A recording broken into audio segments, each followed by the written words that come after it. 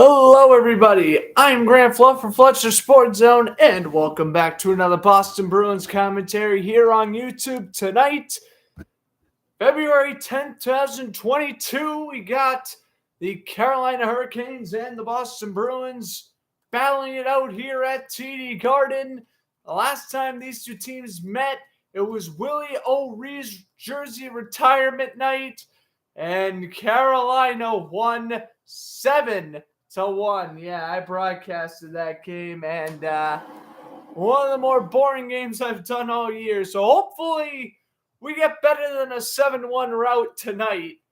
Heading into this game for the Bruins, Brad Marchand serving his first of 6-game suspension.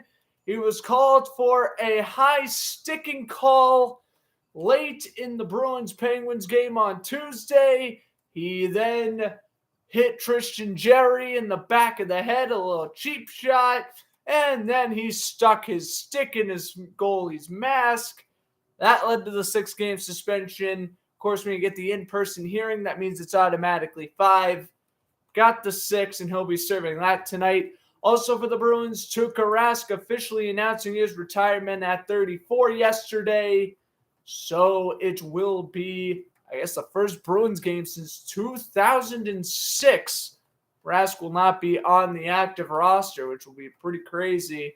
So it is officially Ullmark and Swayman the rest of the way through for the rest of this season, and I would imagine the next 2 to 3 seasons, barring major changes,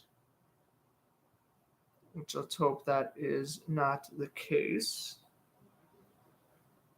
But we shall see. All right, we're ready to get this game underway. Frederik Andersen represented the Metropolitan Division in the All-Star game starting tonight for Carolina this season in 31 games, 24-6-1, a .927 save percentage, 2-0 against the Bruins with a .985 save percentage.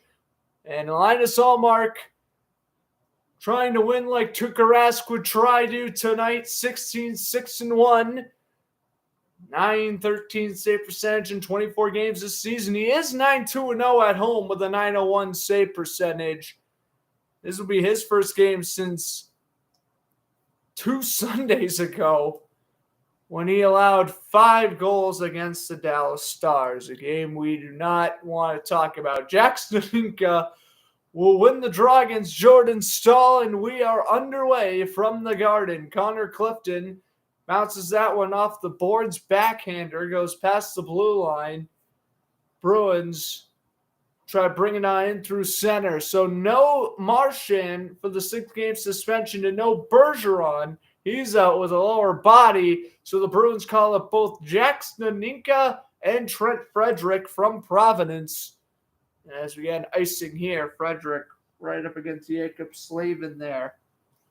What's up, Alex? Thanks for stopping by. Even if it's 7-1 Bruins, I'll get kind of boring. Referring the Capitals beat the Canadiens. They should. Martin St. Louis making his Canadian coaching debut tonight, I guess. For the Canadiens there after they fired Ducharme Wednesday afternoon. Face-off is won by the Bruins, and Derek Forbot will flip it off the boards. Backhander. Jakob Slavin steals. Brings it up ahead. Semeshnikov shot. Blocker saved by Ullmark. Puck goes into the corner. Here comes Curtis Lazar. Tries to find Riley out in front of the net, and now Riley will pass it up ahead, and up the Bruins go. No sack dishes it over. Brandon Carlos shoots it on in. Turned aside to the blocker's side by Anderson. No sack, steals, dishes it over to Lazar on the right wing. A shot saved by Frederic, and it pops out of play. And now we got a little scrum to begin. And it's on Bleethen there. So is no sack for the Bruins. And then we have Semeshnikov and Vincent Trocheck involved for Carolina.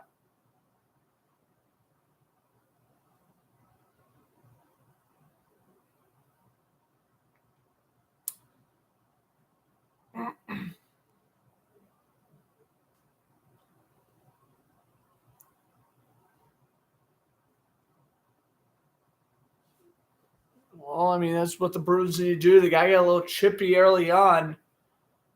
They got physical against Pittsburgh on Tuesday. The issue was that game, it was too little too late.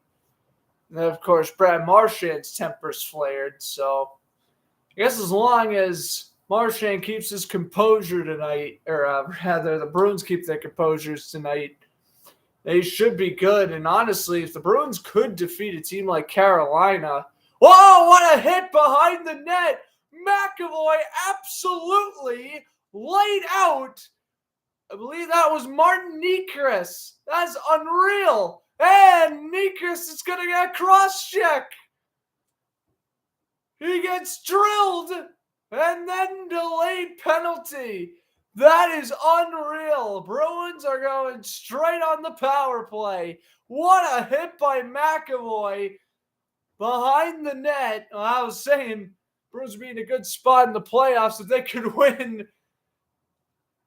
without Bergeron and Marchand in the lineup, and McAvoy just flattened Martin Niekis, and Niekis then responded with a blatant cross-check. Bruins going to the power play, a minute and a half in the game. The Hurricanes penalty kill, best in the league at 89%. Bruins power play, fourth in the league at 27%. Here's a shot saved by Elmark. Vincent Trocheck took the shot there. Taylor Hall will get it. Hall will dump it over McAvoy. Pass over to Pastrnak. Keeps it on sides. Coyle looked for McAvoy, and that will go down the length of the rink. So already 30 seconds off the power play for the Bruins. Here's McAvoy. He passes it over to the right. Pastrnak will fling it in around the boards. Carolina will clear again. That was the issue with the Bruins going out power play. You get on power play field too early in this game. Pastrnak will dish it over to Hall. A shot kick save Anderson, and Carolina clears again. At least they're getting a couple of shots on goal here. But definitely not what the Bruins wanted here. 2 shots on goal in this power play so far. That's about it. Craig Smith dishes it over to Pastrnak. Low pass out in front. Craig Smith tries to bury it twice, and he couldn't. Anderson, 2 amazing pad saves.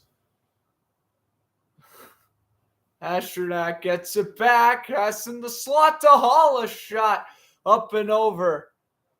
And Riley gets it back at center to the final 20 seconds. Look at this game, this power play occurred kind of more towards the middle of the period. Bruins may have scored on this one. They still got 8 seconds left. It's a long shot, but maybe. Smith down low, finds Coyle, takes a shot. It's blocked, and Carolina will ultimately clear. Allmark leaves it for Carlo. The final 16-20 of this opening period. Bleeth enters the zone. The backhander misses to the glove side. Carolina gets it back now. Good board play by Boston. But Carolina is able to clear it. Morotic lost it. Carlo tried to play it up ahead. He couldn't. Weaving his way through is number 24 for Carolina. As Seth Jarvis has been a tremendous young player on this Carolina roster, really filling in that hole on the second line. It has worked well for him all year. Pass down low. That's off of Smeshnikov's stick. Carlo plays it around. Blythe gets leveled by Jarvis. And that might be an elbowing penalty.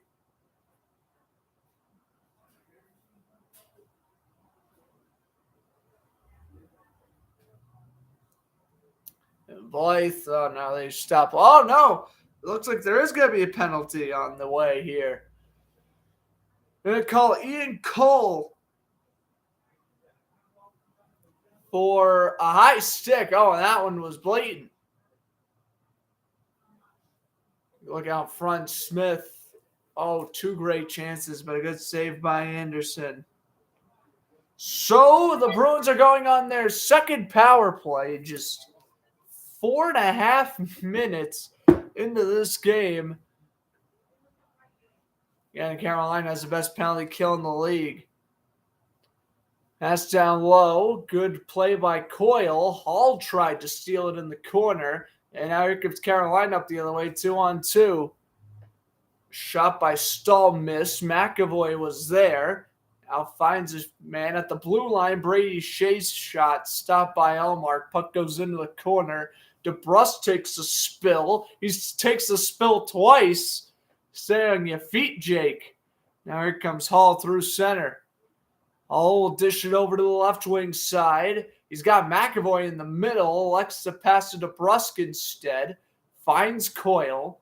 Playing that first line power play minutes without Bergeron. DeBrusque down low to Pastrnak. Out in front, looks for Hall. Carolina will bring it up the other way. 2-on-2. Here's a shot. Low shot. Allmark the save.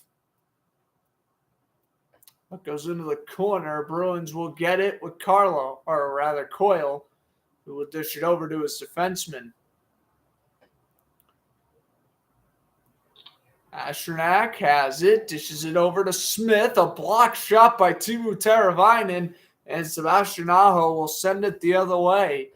Aho tries to find the centering pass. Smith steals. Here come the Bruins up the other way, 3-on-2. Pass to Smith, a shot right on Anderson, and he gobbles it up. Face-off taking his blocker side. 27 seconds left on the Bruins power play, and Carolina is going to get away with, it looks like, 2 penalty kills. Neither of these were easy. Bruins power play looking very good right now. Makes you wonder if Bergeron and Marchand were in the lineup, if they would have scored by now. These have been some tremendous scoring chances for the Bruins, Craig Smith especially, on that previous power play. We still got 27 seconds left in this one. Derek Stepan will take the draw for Carolina. Looks like Curtis Lazar for the Bruins. Or Eric Hala, I can't tell from this camera angle. It was Hala who took the draw, but Carolina wins it and they spank it down the river. Riley now circles the cage. Down to the final 15 seconds. They work it up the right wing. Smith shoots it in. Anderson slows it down. Plays it around the board. Smith is there, trying to steal it away from Brady Shea, but the backhander clears. And there it is. Roughly 6.5 minutes into this one. And that is 2 penalty kills for Carolina. Lazar backhands it out in front. Saved by Anderson. Puck goes back out to the Bruins end of the ice where Riley has it. Shea's all over him. Shea steals, tries to circle. Bruins will get it back and they try to clear. Lazar gets interfered with. Trocheck tries to go glove side and Allmark hugging the post makes the stop. Blythe will clear it through center. He had no sack for a moment, but does not get the puck. Bruins still delivering the body. That was a good hit by Riley there. Erotic shot saved by Allmark. Andy Smothers face-off taken to his blocker side. 12:51 to go in the first period. Bruins can't capitalize on their first 2 power play attempts. All right, so now in our first commercial break, I'd like to welcome everyone to the stream. Well, last time the Hurricanes played the Bruins, the score was already 3-1 Carolina. So even with not scoring on those 2 power plays, it's already been a better night for the Bruins, to say the least there. In other action, the Capitals are beating the Canadiens 2-0. The Blue Jackets and Sabres are tied at 0, and the Penguins Senators are tied at 0. The Devils and Blues will be starting 8 o'clock. Maple Leafs Flames 9. Same with Avalanche and Lightning again. All those times are Eastern. Lightning and Avalanche. That'll be some fun. And I'll be right back after this commercial break as my contact is loose. First time that's happened in a while when commentating. I will be right back. Should be back before puck drop. If not, I'll be a few seconds late.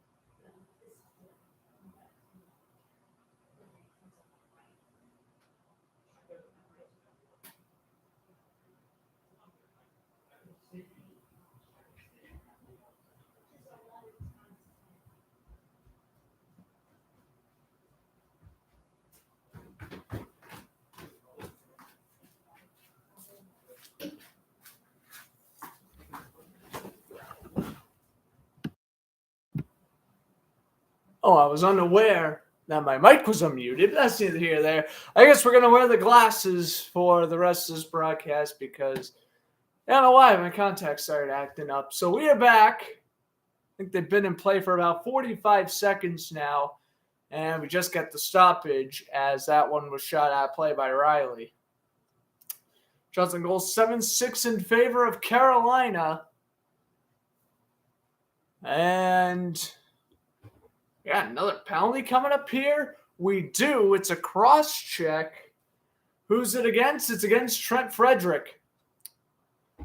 So Carolina now has a shot to get on the power play. And oh yeah, that is definitely a cross check on Frederick against Andrei Semeshnikov there. Frederick was kind of pushed into Semeshnikov, but it was still a cross check. I wouldn't really argue. You could make a case, but I wouldn't. So Carolina's power play, 24% ranked 10th in the league. Bruins penalty kill, very good, 83% ranked 8th in the league. And Allmark makes the save off the slap shot from the blue line. So now 12-12 remaining in this first period. Based off taking his glove side, it was Tony DeAngelo who took the shot on goal. DeAngelo, 36 points this season. That's 8th among NHL defensemen. It's not the Rangers didn't want him. It's just he was such a bad teammate. They didn't want to deal with him anymore. Carolina gives him a 1-year prove-it deal, and he's definitely getting an extension this offseason if he can continue to keep his act in order. Anderson will play it around the boards. Carolina will, Aho, the good pass. Oh, they're playing horizontal hockey here. DeAngelo goes through center. They bring it in through center now. Aho dishes it over to Teravainen. Aho now lays it back for Teravainen. Played around by Trocheck. Pass to Teravainen. A shot blocker save, rebound, score. It is Vincent Trocheck on the doorstep. Allmark led up a rebound he shouldn't have gave up, and it's 1-0 Carolina.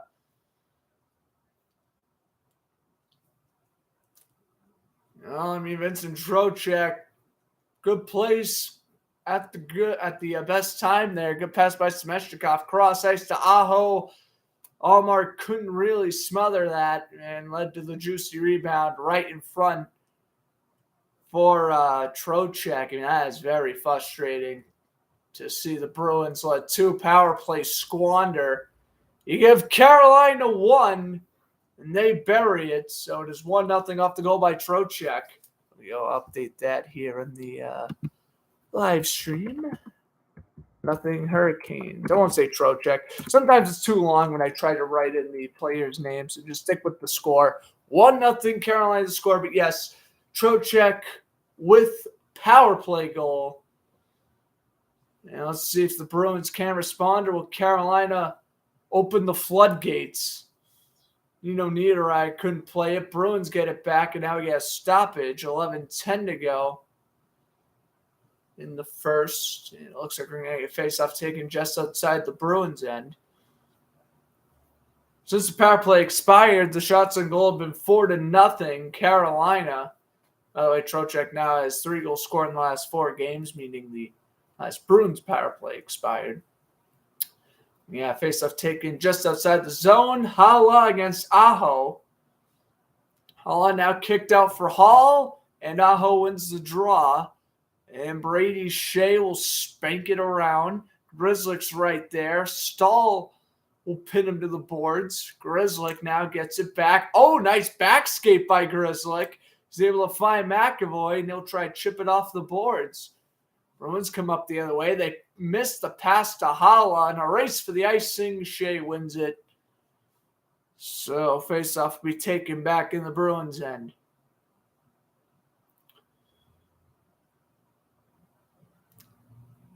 Face-off will be taken to the blocker side of Allmark here. 10:48 to go first period.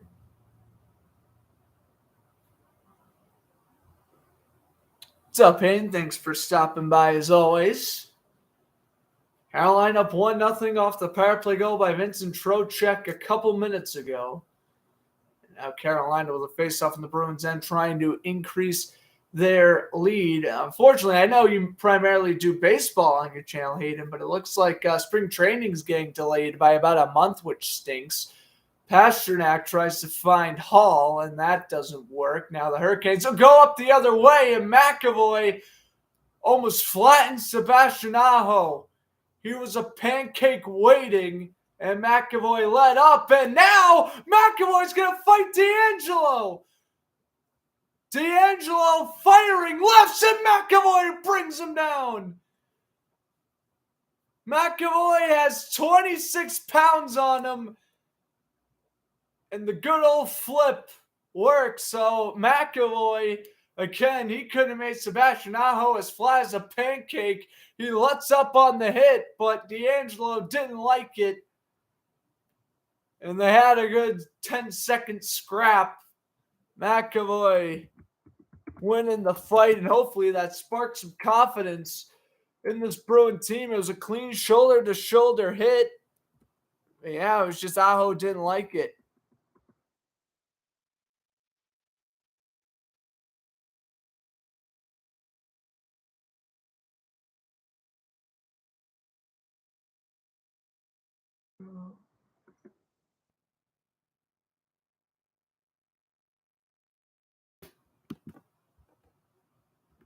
Wow, there you go.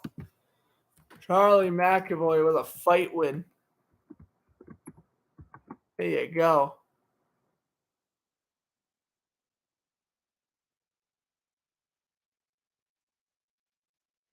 Angela. Right, there we go.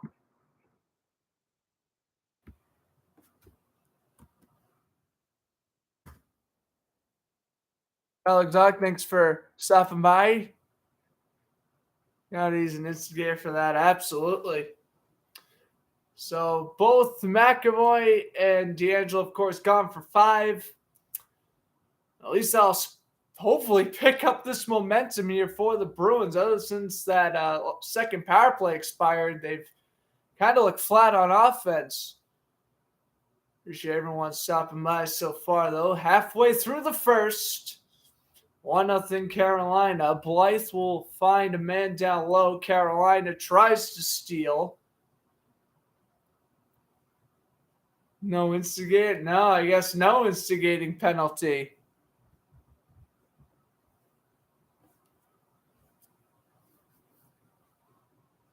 Yeah, no, that McAvoy hit was clean. I don't know why there would be it was a clean hit. It was a good shoulder hit. Like I said, I mean, McAvoy had the chance to absolutely flatten Aho, but he kind of backed off at the last second, and then again, D'Angelo just wanted to fight it off, I guess. Hey, Anthony, thanks for stopping by. Shot on goal, saved by Anderson. They had 6 on the ice. Oh, really? Carolina had 6? I didn't notice that. I was too busy typing in the McAvoy D'Angelo fight in the chat, probably was why. But obviously, too many men. That should be power play for the Bruins. Well, anyway, Carolina clears, and icing's waved off. Carlo's there, plays it around. And this game's getting very chippy very quickly. You'd love to have Marchand in a game like this. Oops. Here's a shot. Oh, saved by Anderson. Oh, they almost tucked it in the glove side there, but Anderson made a remarkable pad save. And now we get a stoppage with 8:34 to go first period. Wow, what a shot that was.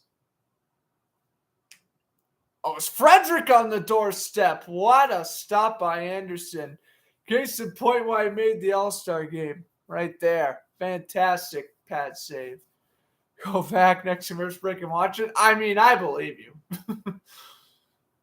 I've seen enough Bruins games in my day to show that the referees don't like us. Especially after what Marchand did. Oh, forget it. We're going to get no help from the officials during the 6-game stretch. I'm not looking forward to it.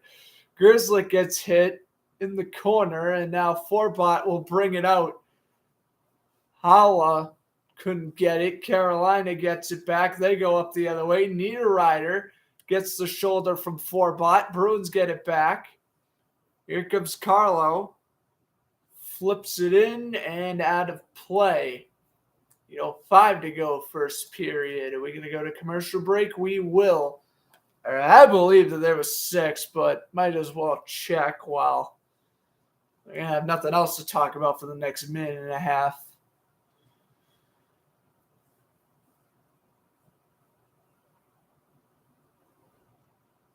Let's see here. There's 4. 5 is D'Angelo. Then the fight. McAvoy with the takedown.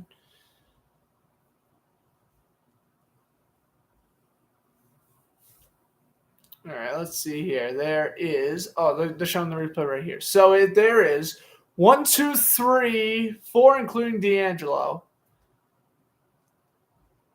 Let's see, where's the aerial shot? We got 1, 2, 3, 4, 5.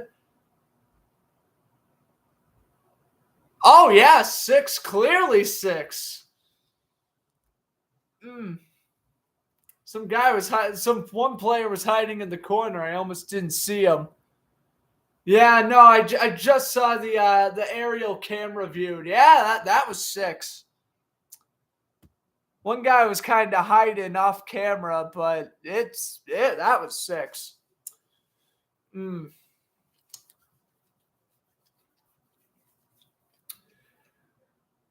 Well, it is what it is. Is what it is. It's too early in the game to be getting upset over missed calls. I get upset over missed calls if it's like the third period, but first period I'm just like, whatever. Tuukka Rask, of course, retired yesterday. Drafted by the Maple Leafs in 2005. Well, he got traded for Andrew Raycroft in 2006. And from 2007 to 2022, he had 564 games, 308 wins, 52 shutouts, and a career average of .921 save percentage. 2014 Vezina Trophy winner, 36 wins, .930 save percentage. In 2014, of course, winning the Stanley Cup as Tim Thomas's backup in 2011. What a fantastic career for Tuukka Rask. It'll be fun to see if he's a Hall of Famer or not, and that's why I got tuned into the Power Skate show Saturday night here on YouTube, which is my hockey podcast channel.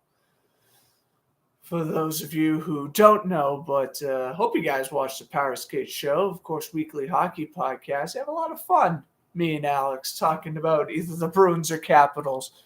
We always have something to talk about. We always recap the weekly news. I mean, Dave Tippett got fired today. We got a lot of news to break down this week. Obviously, Tuukka Rask retiring, the Marchand suspension, Marcus Foligno suspension. We got some stuff to talk about for this week, so definitely stay tuned to that Saturday night. And now that Power Skate is on Saturday, I really don't know what's going to happen with my throwback commentary, but I would rather do Power Skate than that anyway, so that's okay. By the way, Tuukka Rask, franchise goalie statistics here. 564 games, that's first. 308 wins first. I think he was second in shutouts. Tim Thomas had 9 shutouts in 2010-11, which was his career high. I wonder how high Rask's shutout, or I guess what was Rask's career high in shutouts during the season. It was probably 7 or 8, I would imagine. Shea's shot, save Allmark, and he swats it aside. Allmark then lost his stick. Now playing without his stick, he got it now. Oh my goodness. What an assist there by Mike Riley, giving the goalie his stick back. Now we get a stoppage. Looked like there was a big hit on the left-hand boards. And it's Connor Clifton going to the box. We shall see. Thanks, Matthew, for tuning in. It was sweet seeing him retire. Oh, yeah, seeing Rask retire, yeah. Good career. Wish he won us the cup. 2013, 2019 were his shots, but that's okay. I'll forgive him because he was still such a fantastic goaltender. I mean, when it boils down to, he is the greatest regular season goalie the Bruins have ever had. And without those successful regular seasons, the Bruins would have never been in those positions to win in the playoffs. So, fortunately, couldn't win the championship on his own, but definitely give him credit for what he did for the organization. And again, playing for, let's see here, what was that, 16 years? Is that a fantastic story? Here's a shot. So, yeah, Clifton did get called for a penalty. Carolina on their second power play. Jakob Slavin has it in the Carolina end as the Bruins kill off the first 20 seconds. Trocheck will dish it over to the left wing. That one skips off the stick of Allmark. Pass out in front. Oh, my goodness. What is the Bruins defense doing? They are sleepwalking, and Carolina almost made it 2-0 in a hurry. Anderson slows it down to Slavin, now down to 6 minutes in the period. Slavin dishes it back. Here comes Aho through center. Dishes it over to the left wing. Teravainen, spin move is taken away by Haula, and he clears. Hurricanes already down to a minute left on their power play, and now another stoppage. 5:43 to go now, and it looks like we have another penalty coming up. This is the 5th penalty we've had this period, and it's going to be on Teravainen for hooking. So 4-on-4 for a minute. Teravainen does trip Haula there. Good call by the officials. So we got 4-on-4 for a minute. We're going to send Haula back out there. We'll see if the Bruins can even this one up. Stahl will go up against Haula for the faceoff, taken to the glove side of Anderson. Carolina won the draw. DeBrusk will pass over to Haula. Slap shot by Riley, saved by Anderson. Rebound is blocked, and Carolina will retrieve it. Back pass. Skating back in his own end is Brent Pishy. Spin move behind the net. Has to work his way forward. DeBrusk's right there. They go around DeBrusk, and here comes Martin Nikas.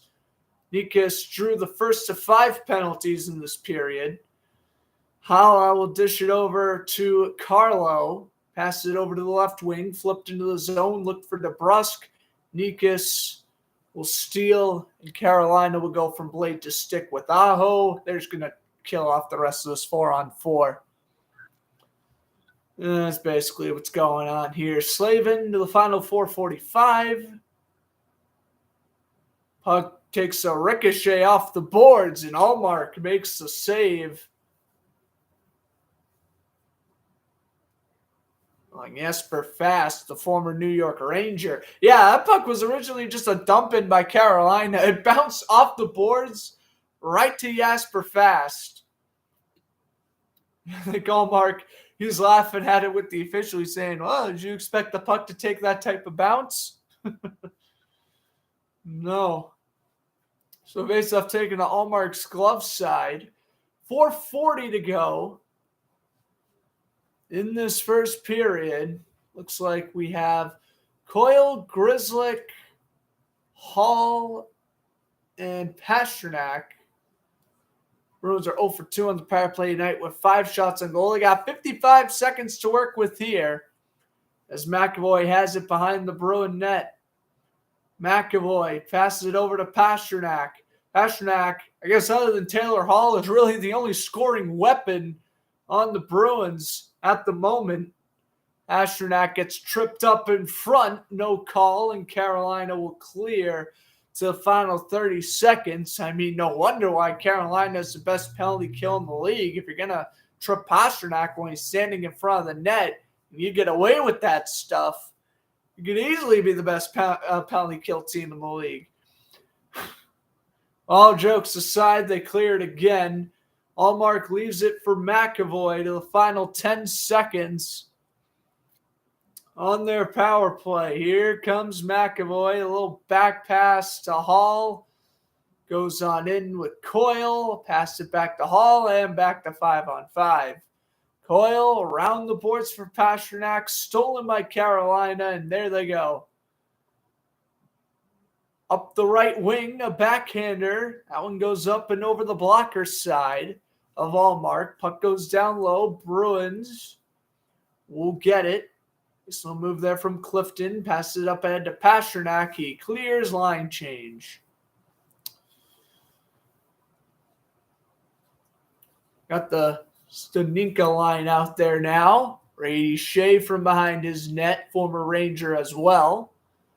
Pass it off the boards. Forbot tries to flip it forward. McAvoy now has it behind the net. He gets hammered into the glass. Staninka finds a man. Here's Frederick. Frederick goes on in. He gets tangled up. No penalty. McAvoy's there on the rebound. The backhander's blocked. No trip. Frederick had a one-on-one shot with the goalie. Gets tangled up. And the referees keep the whistle silent as Anderson will play it aside. Frederick delivers the hit behind the net. Nosak keeps the puck from leaving Carolina's end. Good check on the right-hand boards by Frederick. Carolina's going to flip it out to center and into the Bruin end. Stahl steps on the brakes, avoids a hit from Riley, and then gets cross-checked into the boards by Riley. Shea down low for Stahl, hit by Carlo.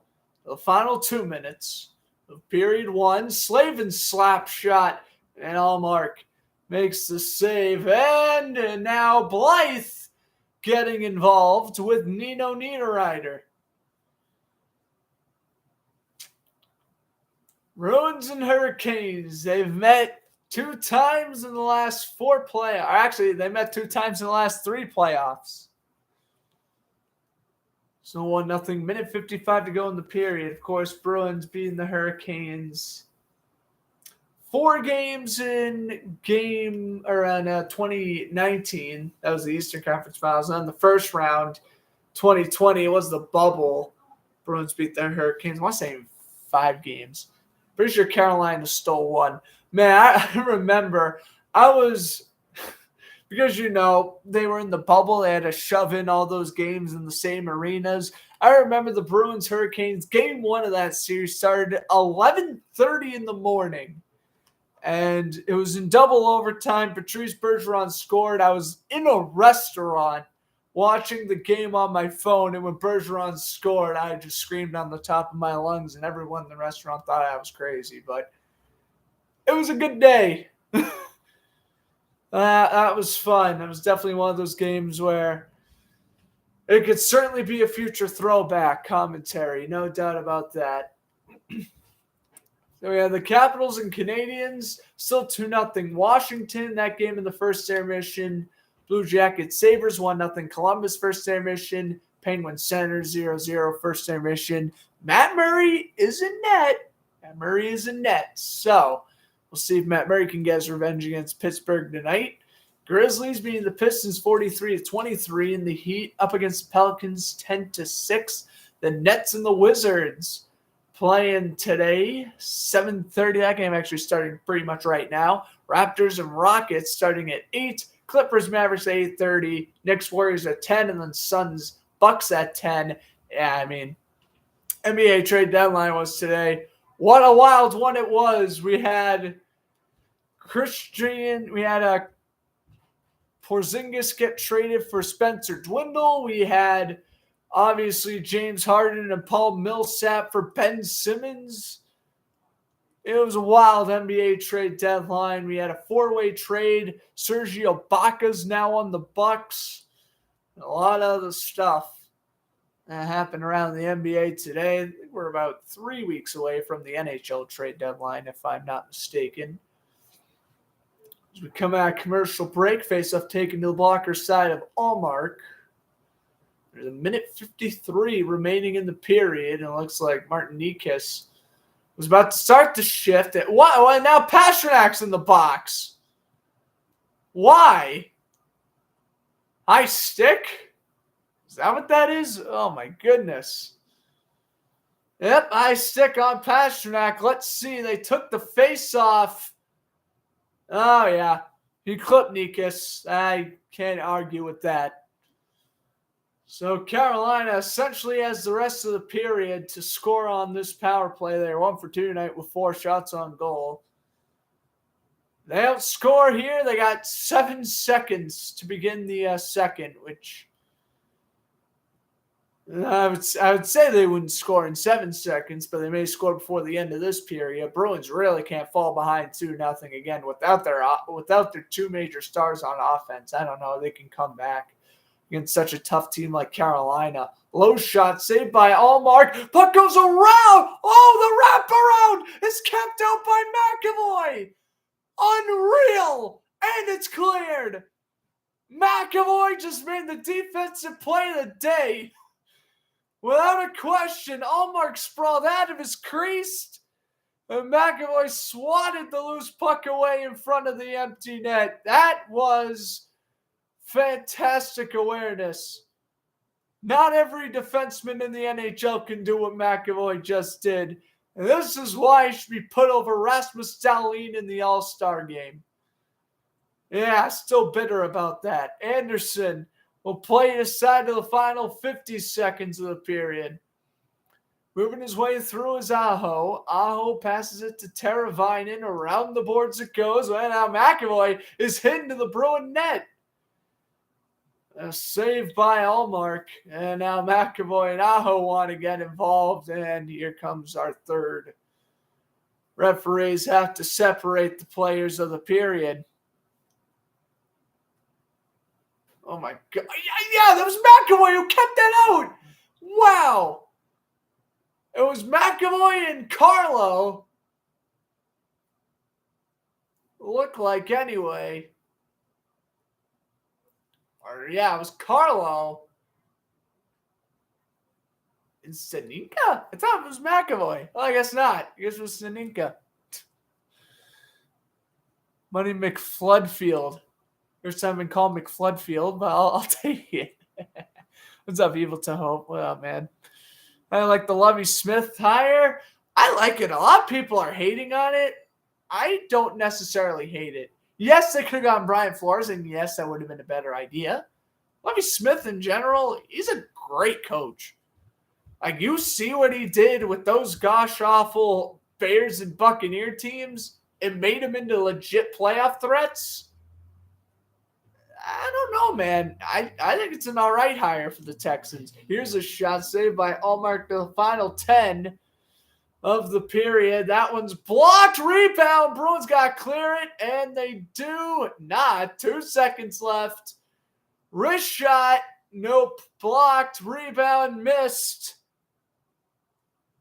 And 7 seconds are left on the power play for Carolina. And now Forbot is going at it with Trocheck.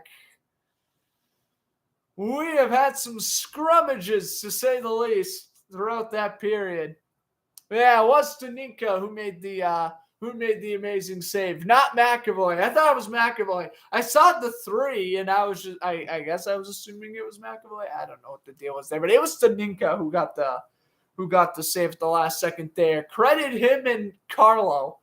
Because it would have been 2-0 Carolina, and I would have just gave up hope in an instant. There we go. But yeah, no, Lovie Smith's a good coach. Great defensive mind. That's what Houston really needs right now is a defense. Call me crazy. Whatever happens with Deshaun Watson, considering how bad Houston is and considering how good Davis Mills played, don't get me wrong, there's better quarterbacks out there, but really, Davis Mills, he's fine, man. He is fine.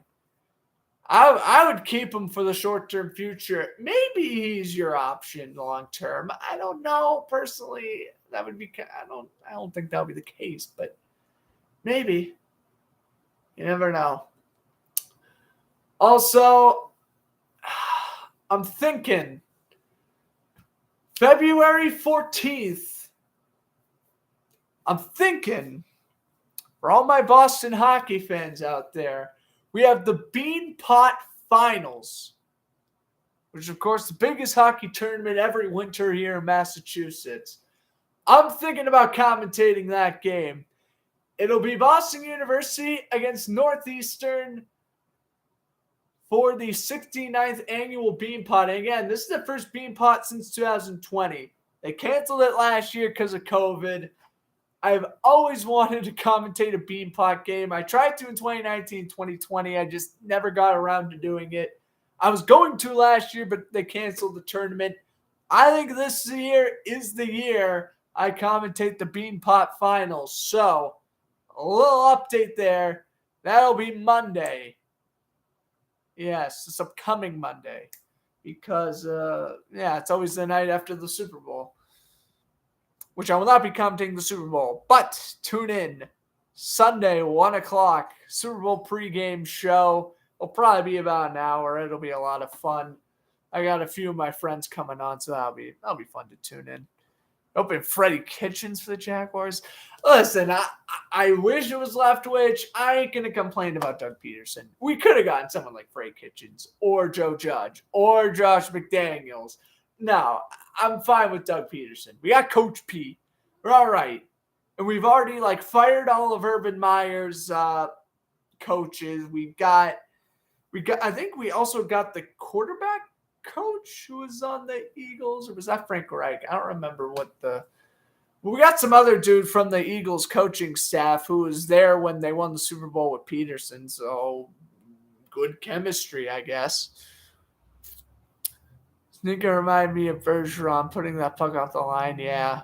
I mean, he played clutch on that play. I think I may have saved the Bruins game. We'll see what happened with that. Forever going to streak on ice for your fan base. I don't see me being a streaker anytime soon, buddy. I don't know. Me going to the Bruins game a few weeks ago made me remember how much I really miss going to games. And I would hate to get banned from the TD Garden for life. So, don't think I'm streaking anytime soon. Good question, though. Very good question. But I don't know. Being naked in front of 17,000 plus people, not a fan. Well, here's the issue with Josh McDaniels. He was already a terrible coach with the Broncos. He has had a flat offense for years that was hidden behind Tom Brady and Rob Gronkowski's dominance. We saw this year how truly bad McDaniels was as an offensive coordinator. I'm not going to count last year because that whole Cam Newton experiment was just an experiment. But this year with Mac Jones, you could have let him air out the ball in so many situations. You could have let him throw way more than he did in the first half of games. The issue is they didn't do that till the past 3 weeks or the final 2 weeks of the season. Against Jacksonville and against Miami, they let Jones sling it in the first half. The previous 15 games leading up to those final 2 weeks, they let Jones just hand it off. Second half, they opened up the passing game, which is fine. Again, the Patriots were a run-first team this year. But, I mean, 3rd and 10, a check down. 3rd and 3, a predictable run up the middle. I mean, give me a break. McDaniels is not that good. I really don't think McDaniels is fantastic. He's all right. We'll see what the Raiders do. I mean, again, the Raiders could have gotten, I guess, someone worse. I would have just kept Bisaccia. I mean, he was literally your interim head coach, and he literally brought you to the playoffs. Of course, now Bisaccia is the special teams coordinator for the Packers. Good for Green Bay. Hopefully their special teams gets better next year. But, I don't know about McDaniels. I would have kept Bisaccia if you're going to go after McDaniels. There's one thing if you want to go after Flores. Oh, the irony if the Raiders got Flores after firing John Gruden. That would have been funny. But anyway, I mean, there's one thing if, they let go of Bisaccia to get someone like a Doug Peterson, like a Brian Flores. To get rid of him for McDaniels, I don't know.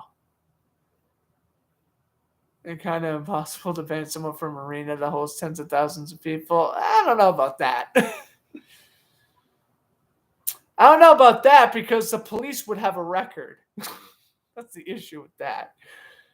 Easy to be banned from an arena. Exactly. I think Rodgers to the Broncos is inevitable. I mean, what was that thing the other day? I was reading Rodgers was in some golf tournament and some fan yelled, "Hey, Aaron, come to the Broncos." And he said, "We'll see." I don't know. I really feel this is going to be a weird year for the quarterbacks. This is where Aaron Rodgers leaves Green Bay. Russell Wilson's leaving Seattle. Obviously, we've already seen Ben Roethlisberger and Tom Brady retire. This is the weird year for quarterbacks. This year with Garoppolo, he's obviously out of San Francisco. I think Garoppolo's going to Pittsburgh. I feel like the Steelers would honestly be in the Super Bowl conversation if they were to get someone like Wilson or Rodgers, but that's not going to happen. And for people saying the Eagles are going to pursue Russell Wilson, listen, you've gone from Carson Wentz to Jalen Hurts to Russell Wilson. You got to stick with a quarterback. That's my one thing where I'm hearing a lot of Wilson to the Eagles rumors. Like, you have Jalen Hurts. He's fine. And you have the best backup in the NFL in Gardner Minshew. You're fine at your quarterback position. Work on your secondary so you can make it past the wild card round. For the Broncos, though, they got to get a quarterback. Bridgewater is just the typical, we're using Bridgewater for a year or two to develop a quarterback or because there's no better options. Drew Lock, he played good in Week 18. I'm not going to lie. I like Drew Lock's performance in Week 18. But we already kind of know Drew Lock's ceiling. It was in 2019 where he had a fantastic rookie season. Got injured in 2020, so didn't really get to see a whole lot. Got beat out by Bridgewater for the starting job this year. And even Drew Lock could be gone. I mean, there's a lot of quarterbacks who are going to be moving. A lot of quarterbacks moving around. I don't know, man. But for Rodgers going to Denver, I mean, that puts him in the playoff race. And that also makes the AFC West, I think, past the NFC West for best division in football. I mean, you have Mahomes, Herbert, Rodgers, and Carr. Oh, my God, that quarterback division is loaded. Absolutely loaded. They would definitely be better than the NFC West because I don't really think the Seahawks and Cardinals are going to be that good next year. Rodgers to the Broncos, maybe. I already know Rodgers to the Titans ain't going to happen. For whatever reason, they think Ryan Tannehill is good. Because no one wants to take on their contract. They just don't want to admit it. But no one wants to pay Tannehill like $24 million a year. You're actually enforcing a ban where there's dozens of gates you can enter through. You can blend in. Yeah. But like, you need to take it again. I don't know. It's an interesting experience whether to get banned from arenas or not. Moral of the story is I don't want to run naked across a rink or a field, and I don't want to get banned from Gillette Stadium or TD Garden. So that's my case on that. Or Fenway.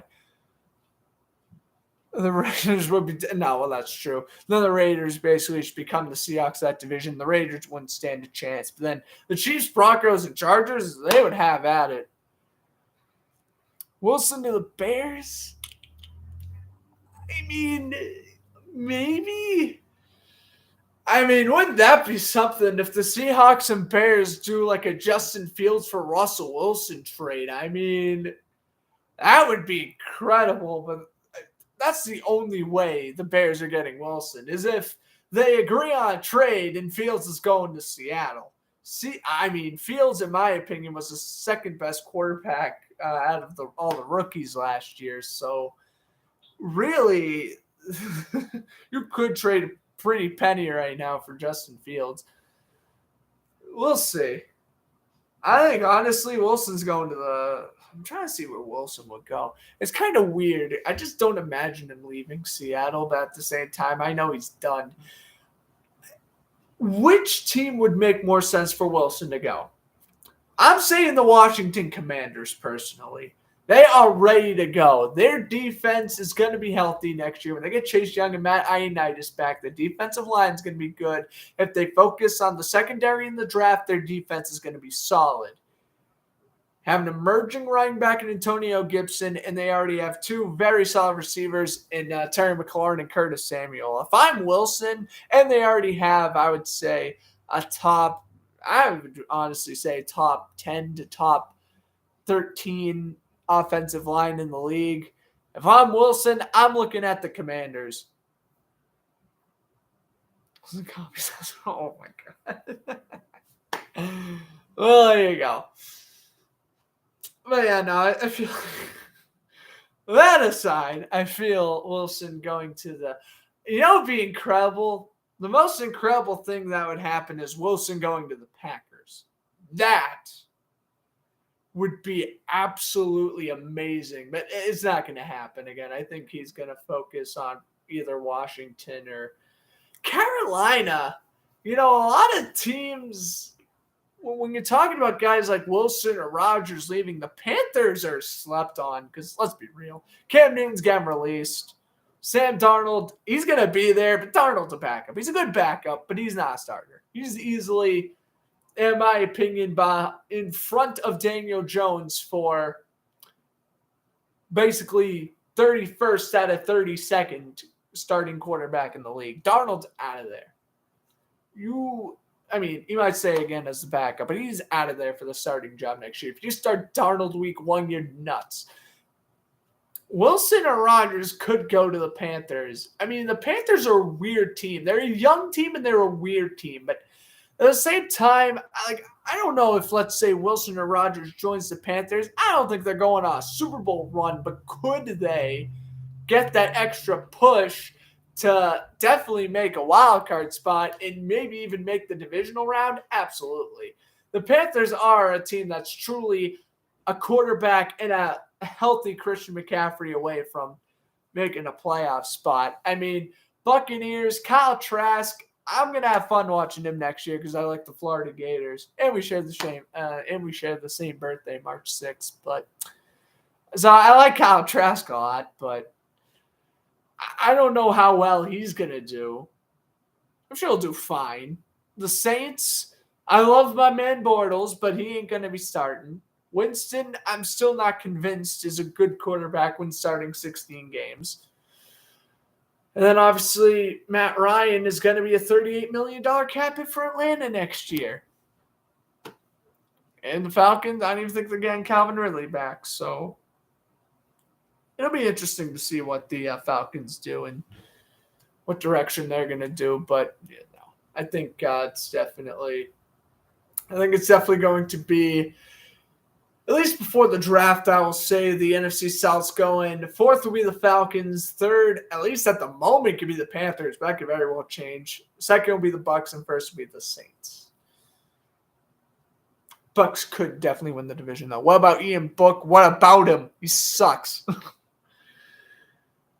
He came out of Notre Dame. Notre Dame hasn't produced a good quarterback since someone named Joe Montana. Further proof that he's not going to... Nah, I know.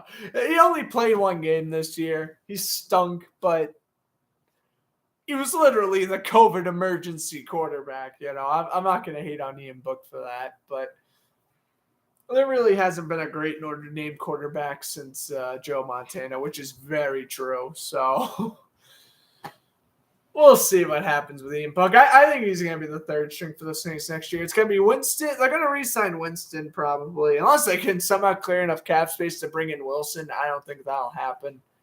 Or maybe they do something weird, like they bring in Drew Lock or Sam Darnold, but why? You might as well just stick with Winston. It's probably going to be Winston, Bortles, Book. Oh, Winston, Bortles, Taysom Hill, Book in the practice squad.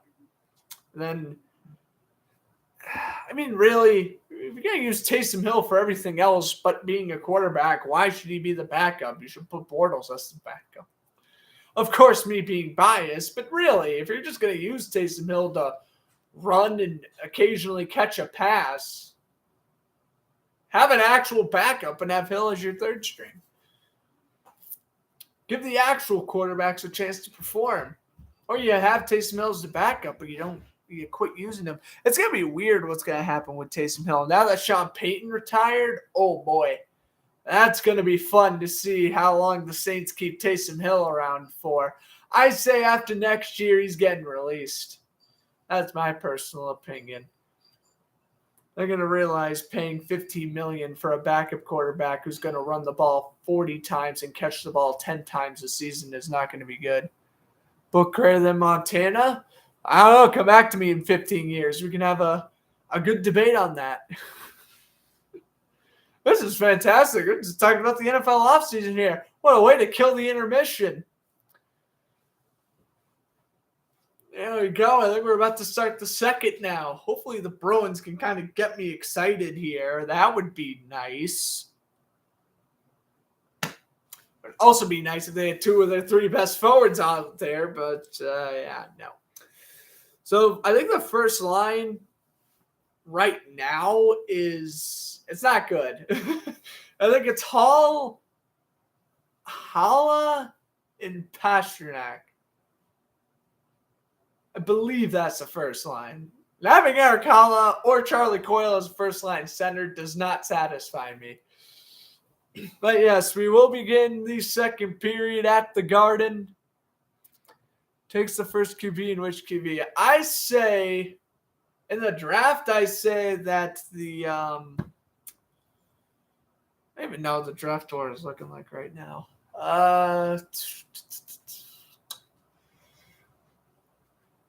I think Malik Wilkes will be the first quarterback drafted.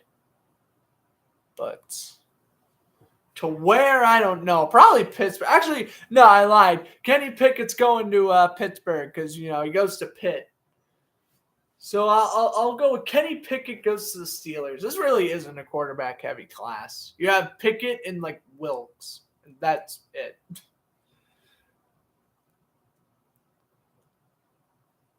All right. 4-goal second by the Bruins. Yeah, right. I hope. So the Nick on the first line to help out his development, that wouldn't have been a bad idea. Oh, you're going to watch the Duncan Keith injury? Yeah, I hear about that. Another hockey news to talk about on Power Skate. Duncan Keith's out 2 to 4 weeks. I forgot what injury it was, but I know he's out 2 to 4 weeks. So that's still not good for the Oilers. Overpick sounds about right for the Steelers. Yeah, exactly. They're going to want to get Pickett to keep the Pittsburgh kid in Pittsburgh. Yeah, if only the Steelers drafted Marino in 84. What?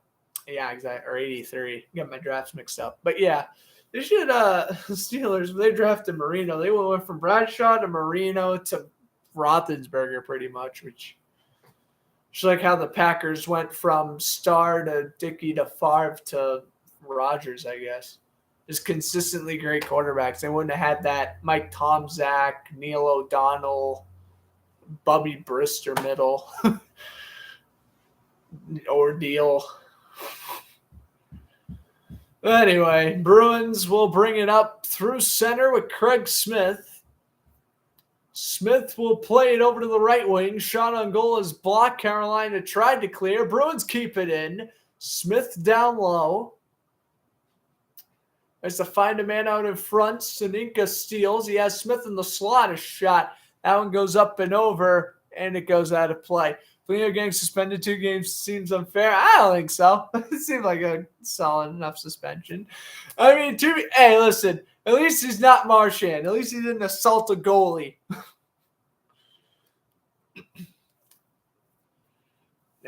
I feel like that was a fine suspension. I honestly feel like the Marchand suspension was fine, too. 6 games? I would have personally gave him 8.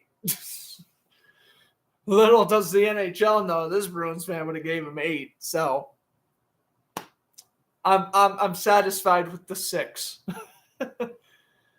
Slavin gets hit in the corner. Smith almost had it. Now Carolina brings it up the other way. Here's Aho.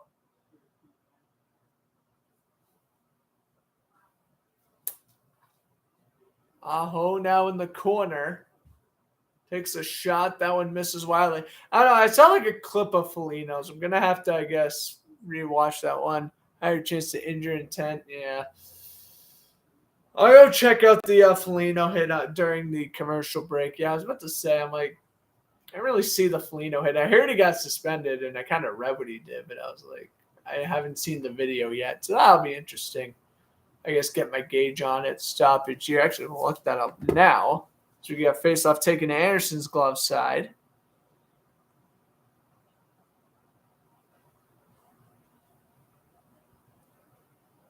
Oh yeah, you need on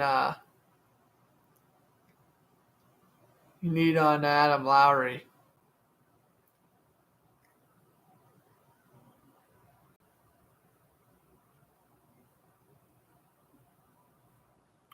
You need on his head. Oh god. Well, definitely more intent to injure.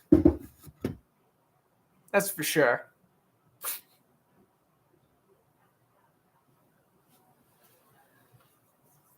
I don't know. I'd say two's kind of generous. Glove saving. I just saw the video now. For the first time, that was a bit generous. 2 games. I would have probably gave him 4 or 5. I agree with the Marchand with the 6. Probably gave Foligno like 4. Yeah. Gave Marchie 3. There's 24 seconds left in the game. What he did was completely unnecessary. He shouldn't have done what he did. He should have just sucked it up and took the loss like a man. I would have just gave them both 5 just to be done with it. No arguments. Out in front, wrist shot, score! It is Semeshnikov, 2-0 Carolina. Great. Bruins defense collapsed in their zone. And, Semeshnikov's going to do what he usually does. Great. Yeah, I know. I saw that. Crosby got a slew foot, with Bergeron. That's why Bergeron's injured. I know. That was stupid. That also drove me crazy. Was that slew foot. But Semeshnikov scores. Blocker side of Allmark. There it is. 2-0 Carolina. I mean, you could always make arguments with suspensions. Crosby should have gotten a fine. If not a suspension, he should have gotten a fine at minimum. He got nothing because he's Sidney Crosby. It is what it is. It's the way how it works. So 2-0 now. Goal scorers are Trocheck and Semeshnikov, and the Bruins need a goal in the worst way possible. Try to gain any momentum back. Pastrnak dishes it over a low shot, and Frederick the save. Bruins get it back. They go in through center, and puck goes out of play.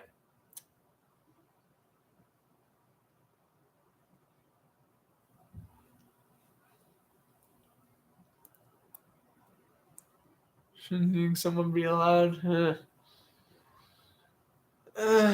No. All right, here we go. The Bruins were honoring the Hockey Fights Cancer tonight. Linus Allmark was wearing the pink practice jersey, as were the rest of the Bruins. And, so far, it hasn't given him any luck in any sort of way. Here's D'Angelo. Pass it up the left wing boards. Just to find Marotic out in front. Carlos steals. Bruins will get it back. He gets sandwiched. Here comes Foligno. Lost possession. And there he is, Nick Foligno. First time I even mentioned his name tonight. He has just been silent all year. I loved the signing when it happened, but not so much now. I have not been the biggest Nick Foligno fan in the world, to say the least. And around here is Clifton. He'll backhand it up ahead. Foligno will flip it forward. DeBrusk delivers a check. Riley keeps in the zone. Saved by Anderson. Lays it aside. Bruins will get it back from blade to stick. Smith almost had it. Teravainen will backhand it forward. McAvoy will retrieve it from the corner. Works up ice. Anderson will slow that one down. DeBrusk on patrol against Pesci, and he steals the puck from him. Smith at the blue line. Bruins can't keep it in the zone. I actually do. What a hustle by Smith. DeBrusque plays it around. McAvoy gets taken down, no penalty. Hurricanes will bring it forward, 2-on-2. Now 3-on-3, the back pass. Pesci's shot stopped by Allmark. This one flipped through. So in the last 2 games the Bruins have played Carolina, Hurricanes have now outscored them 9-1 during that span. And this game is far from over. Lith will bounce it off the boards. Carolina, the backhand pass. Enter the attacking zone. McAvoy will steal the puck and he will bring it forward. Good pass out to Nosak, who dishes it over to the right wing. A quick shot saved by Anderson. Net is off the moorings and Anderson is down with D'Angelo, and it looks like Anderson's all right.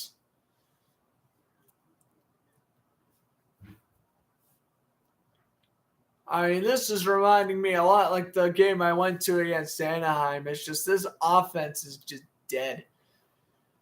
Dead quiet, and you're not going to win games if you're scoring, anything under 2 goals. The game is not a definite.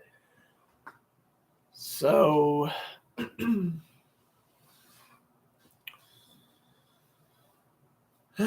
we'll see. I mean, it's just kind of like the Pittsburgh game, except outside playing sluggish in the second and third period, they're playing sluggish for hopefully not the entire game, but at least in the early part, they're playing sluggish. Grizzly tries to find the centering pass. Carolina will steal, and D'Angelo bounce it off the boards, but Clifton's there in the Bruins' end, and here comes Clifton over to Holla, who tries to find a man, Pasternak, but offsides waved off. Around the net goes DeBrusque, I believe, and now the net's off its moorings again. Second time the net's gone off the moorings in about 15 seconds of gameplay. Looks like we got face-off taken to Anderson's blocker side.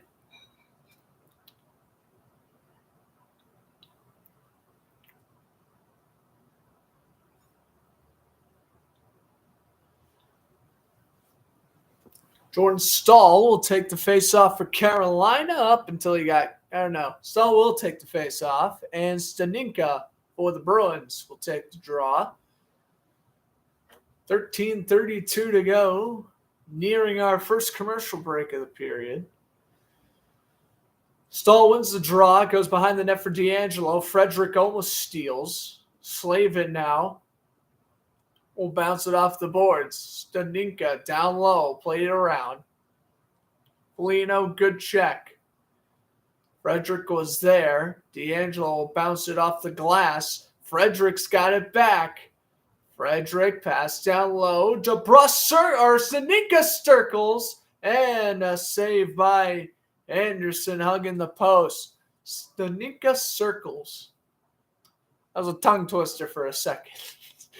And Frederick getting involved with D'Angelo. Well, D'Angelo's already lost one fight, and that has yet to motivate the Bruins. 2-0 Canes, 13:06 to go, second period.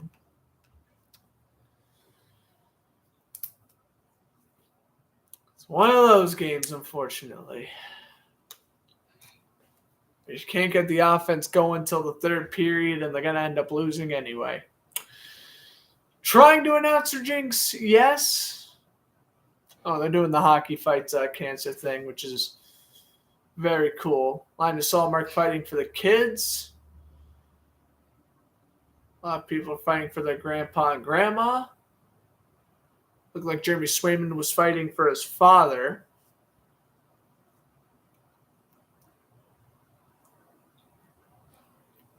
This is great to see.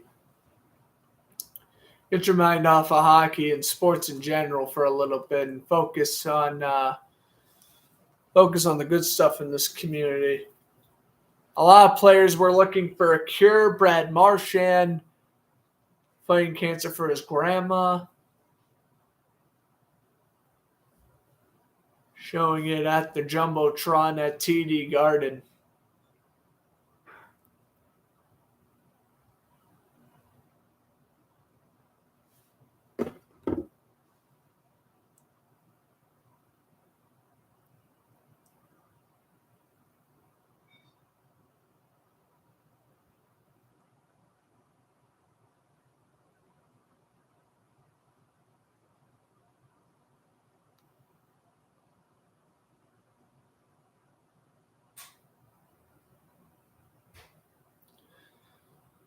All right.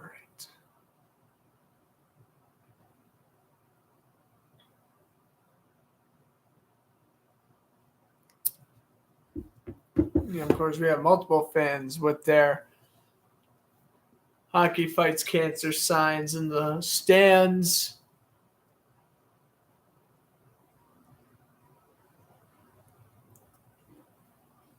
Got a lot of players wearing their pink practice jerseys. Well, a very touching moment by Nesson to not go into commercial break there and let us see who the players are fighting for, and definitely show who some of the fans are fighting for as well.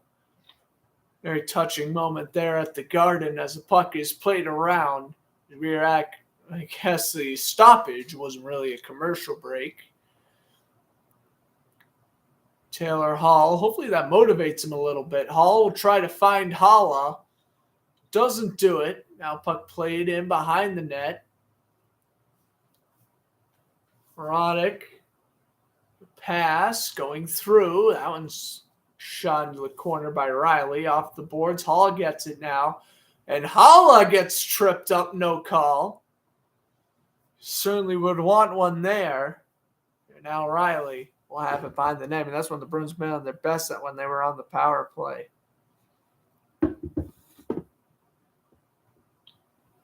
Puck will bounce off the boards. Hurricanes get it back. Nikas a shot. Save made. Rebound score. 3-0. Nikas took a low shot and Aho there to bury the rebound.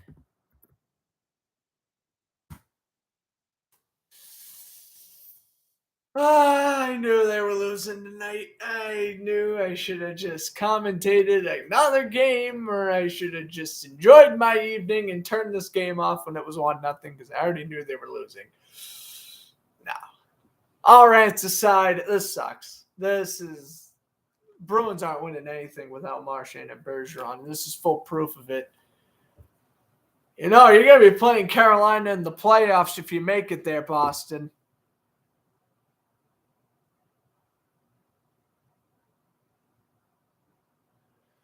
Well,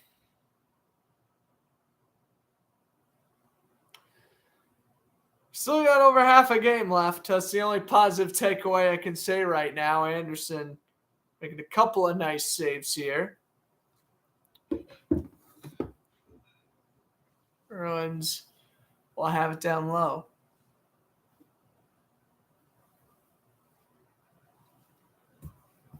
Get away with a trip and score. Exactly. That's exactly what happened. They got away with the trip on Holla and then they scored. This is like they've missed 3 penalties so far. Here's Frederick. Tries to clear it. He can't. And Allmark makes the save way out of his crease. Ay, ay, ay.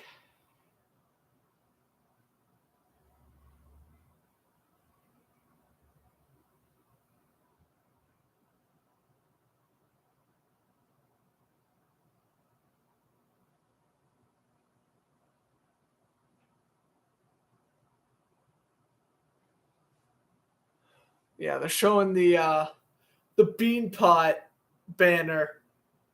Give me a broadcast to look forward to, please. Again, Monday night. That'll be fun.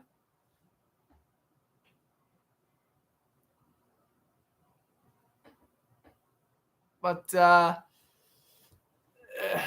just I don't have to say, it's the same things that just plague the Bruins. They can't score early. They tire out their goalie. I mean, I've seen the same example against Carolina 3 weeks ago. I saw the same thing against Anaheim. I saw the same thing against Dallas.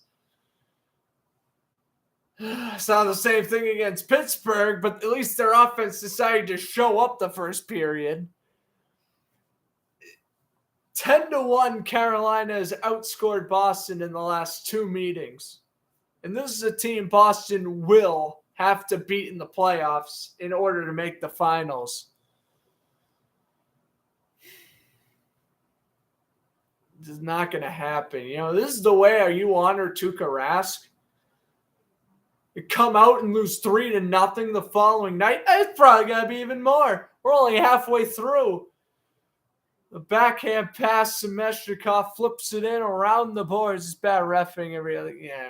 No, I mean, the referees have been bad tonight, but that's still inexcusable for how bad this defense has played. Other than McAvoy and Carlo, there is not a defenseman on this team right now that's trying. And again, unless Pastrnak and Hall score hat tricks apiece, I don't think this team's scoring much goals. It is what it is. Aho scores his 20th of the season. There you go. Hall will bring it in. The Bruins, if they too somehow score 2 straight, they could make a comeback. I've tried to do little announcer jinxes, and nothing's helping the Bruins out right now. Forbot trying to guard Niederreiter. Stahl can't find the pass at the blue line, and Frederick will slow it down, or Frederick Henderson, rather, will slow it down for Pesce, who goes D to D. Should be getting Bergeron back the next game. I know Bergeron shouldn't be out too long. That's out in front. Slavin waits. This just shows you how bad the Bruins' depth is. Here's a shot. That one almost trickled through. That's off the boards.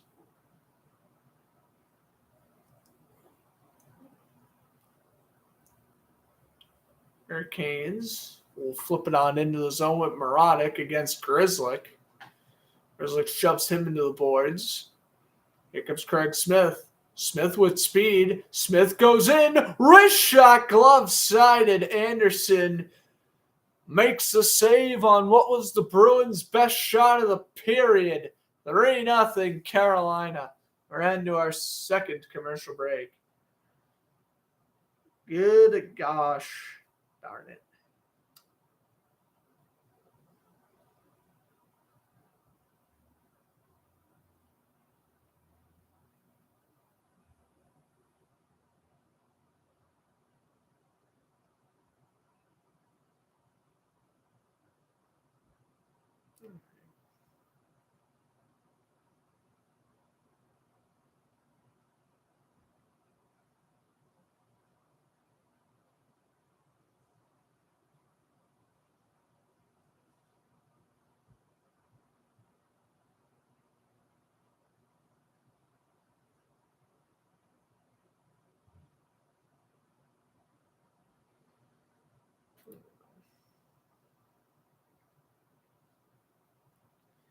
Really replace both. Yeah, that's what I mean. You can't replace both of them. You can live without one.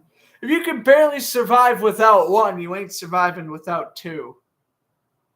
That's my saying. If you can't survive, if you struggle surviving without just Marchand or without Bergeron, yeah, good luck with both of them.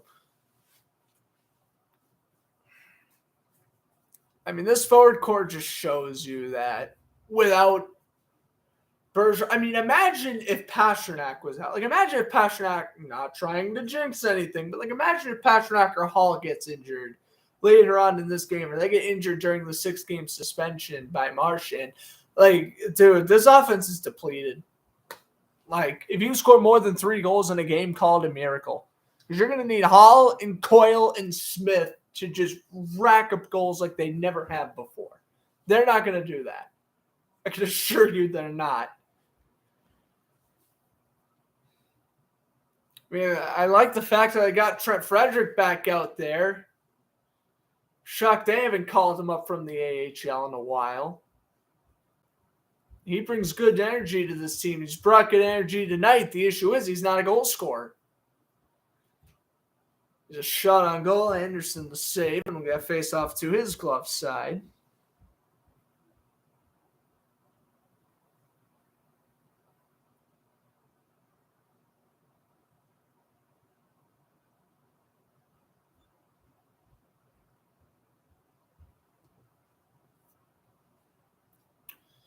Face-off taken to the glove side of Anderson. Draws one by Aho. And Carolina will spank it around the boards. DeBrusque will pass it down low to Smith. Oh, my. What a hit there. Craig Smith got absolutely launched. And now he fires back with a hit on Slavin.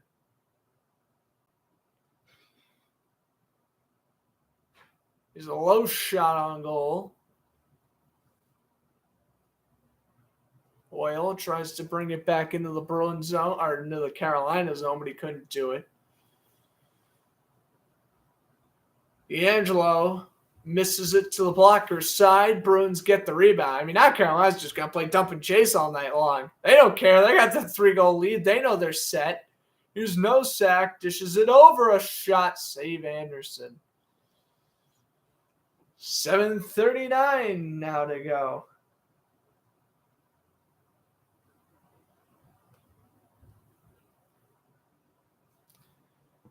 It will be still 3-0. I'll take a look here again on the replay. I mean, these now Bruins are kind of generating offense, but I can't really tell. That's just because Carolina's not really trying as hard.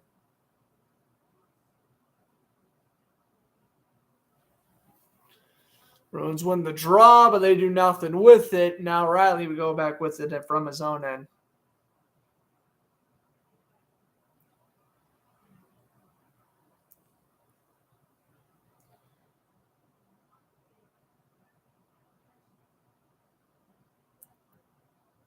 Bruins get it up the other way.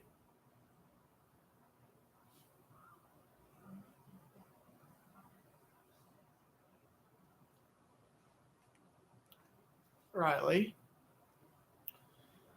Down to the final 7 minutes of the period. Studnicka shoots into the zone. Studnicka tries to deliver the body. Missed the check.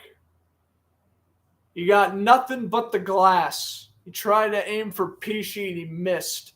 Here's a shot down tipped wide.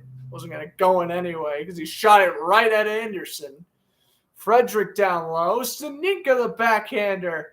Oh, at the shot anyway. Bruins stay on side. Frederick gives it up. He had Carlo at the slot. Gave it up to Carolina. And now Niederreiter will find Stahl down low, and they'll continue to chip off time. Slap shot. Save all mark. Oh, that's his best save of the night. Splits on Niederreiter.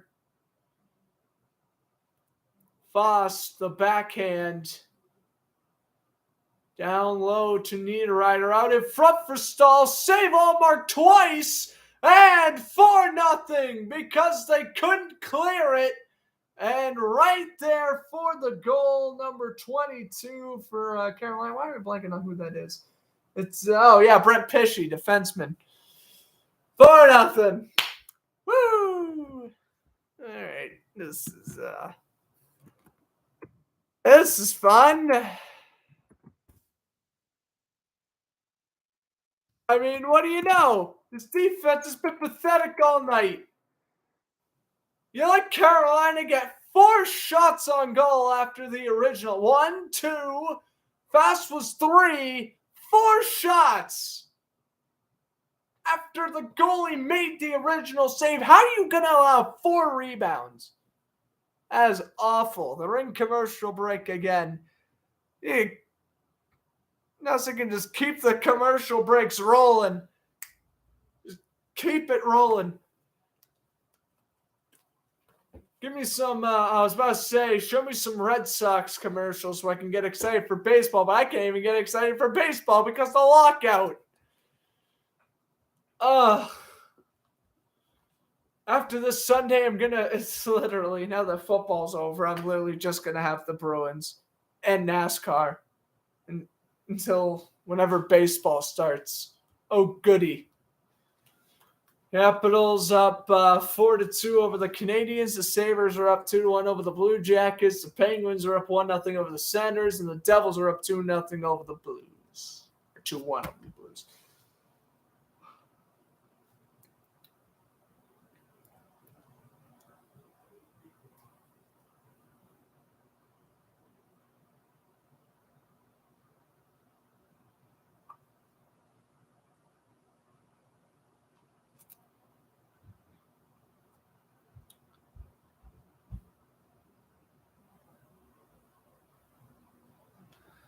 Like, I know how my friend was talking to me this morning about how Carolina was very inconsistent and how they just lost to Ottawa. Yeah, thought the Bruins would have played with a little bit more hunger than whatever the hell they're doing right now. 4-0. And this just sucks to watch. You just hate to commentate blowouts. I mean, it's weird. At least the Bruins have the Senators, Rangers, Islanders, and Senators again. They should go 3-1 in that stretch. They should win both games against Ottawa, and they should beat the Islanders. However, they're going to be on the road the next 4 games. And that's where I begin to question. They're losing all their home games right now because obviously they had COVID and whatnot. They're losing all these home games. They're going to have to end the season on a long road streak. And if you can't win at home, you're not going to really do much better on the road.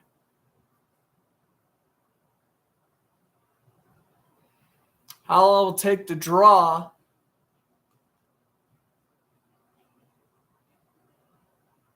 Against Ryan Dzingel, and the Bruins win the draw. Dzingel, first time I even mentioned in his name tonight. That's how loaded Carolina's depth is. Carolina has Ryan Dzingel on their fourth line. Who the Bruins have? Anton Blyth. And Trent Frederick and Curtis Lazar. These aren't good players. These are players that are going to get you 15 points in a regular season at max. Trocheck against Hala again. Carolina wins the draw, and Pesce gets hammered by Hall in the corner. Grzelcyk gave it up to Trocheck.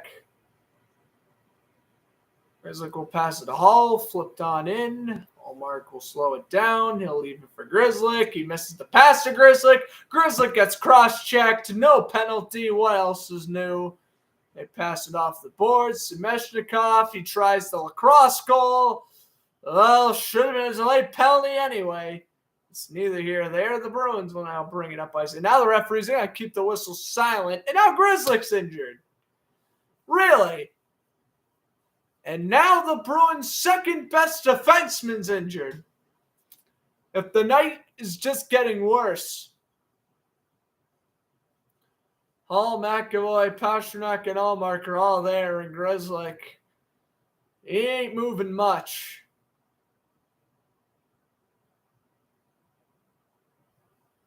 This is absolutely devastating.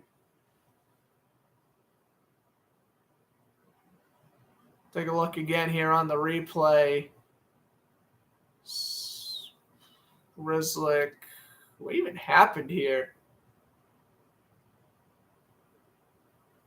Oh, elbow to the face.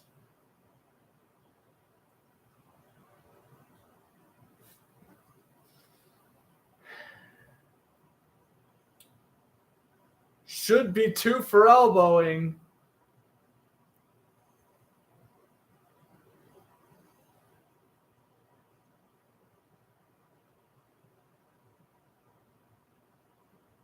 Grizzlick getting help off the ice. Well, I know for a fact he's not coming back.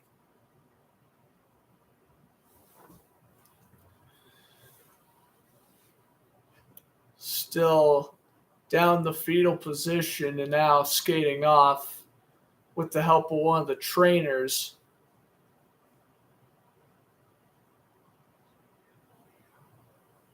And they'll escort him to the locker room.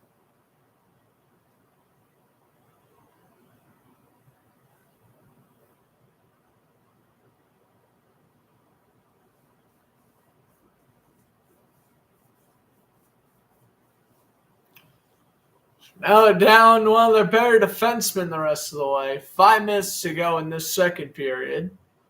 Here's a slap shot saved by Allmark, and the rebound goes wide. I mean, I would say pull Allmark, but what's the point of putting Swayman in at this point? There is no point of putting Swayman in. If you were going to put Swayman in, it should have been when it was 2-0. But pulling a goalie, allowing 2 goals on like 20 shots seems ridiculous. Shot save, Allmark. Oh, that was a good one. A nice save there on Derek Stepan.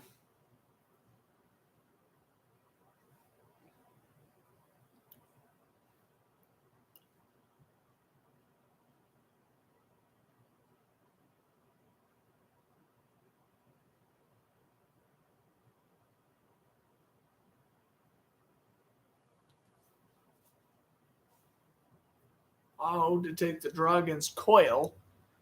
And referees will split them apart.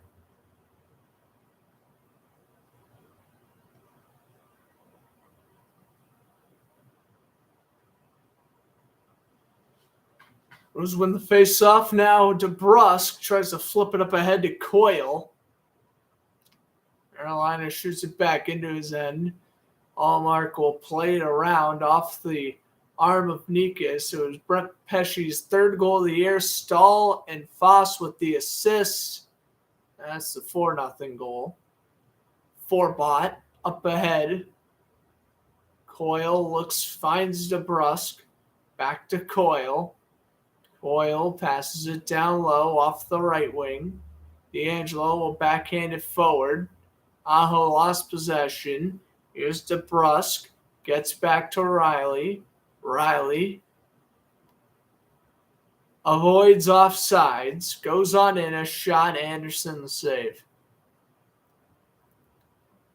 3:46 to go now in the second.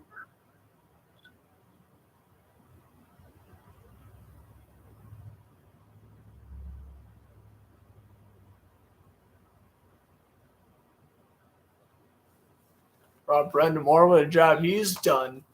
So the head coach for the Metropolitan Division during the All-Star game, which actually won the All-Star game. They beat the Central in the championship game. Claude Giroux of the Flyers winning All-Star game MVP over the weekend.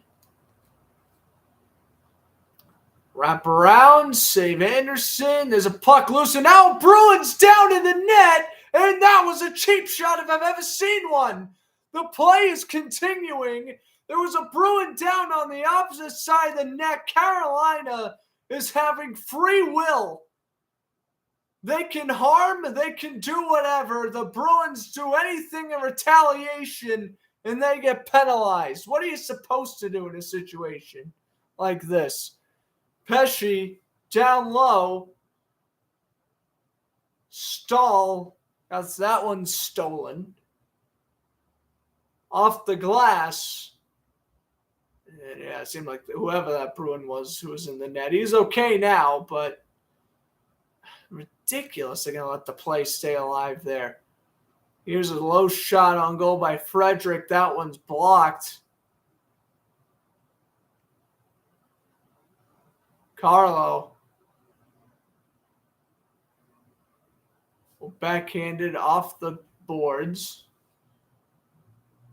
Frederick lost possession. Semeshnikov will dish it over to the left-hand side.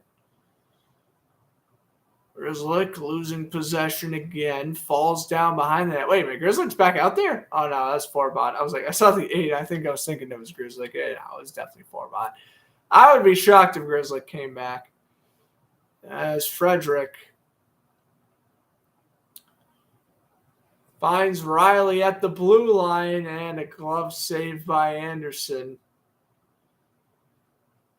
2 minutes exactly, second period. It's only second period.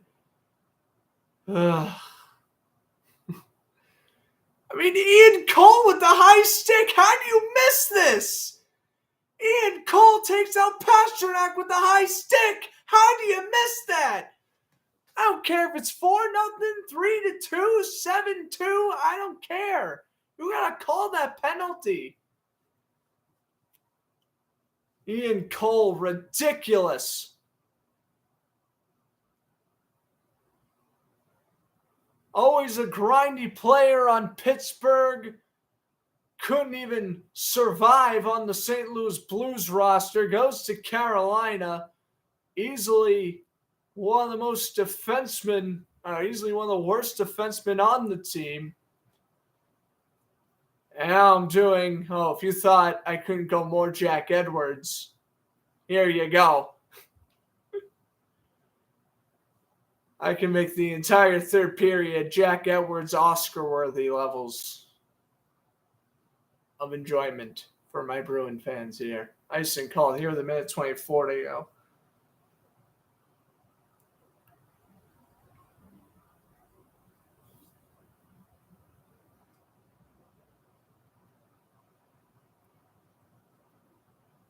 Ian Cole has 31 career, he has 158 career points.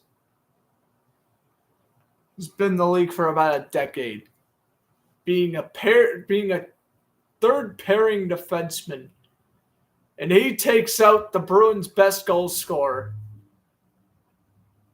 For no good reason in a blowout. Why? Lord knows. What's even more baffling is the fact that the referees okay this nonsense. Make me want to agree with the Marchand suspension, whatever. You got to be fair to all parties. Call the proper penalties, please and thank you. Bruins will clear to the final 30 seconds of period 2. Period 2. Nikas down low, round the boards. The final 20. Hala tries to puck hit a Hurricane player, and now they blow the whistle when the Bruins were in the attacking zone. But when Pasternak gets hit in the face with a stick, they call absolutely nothing. This is pitiful to the sport.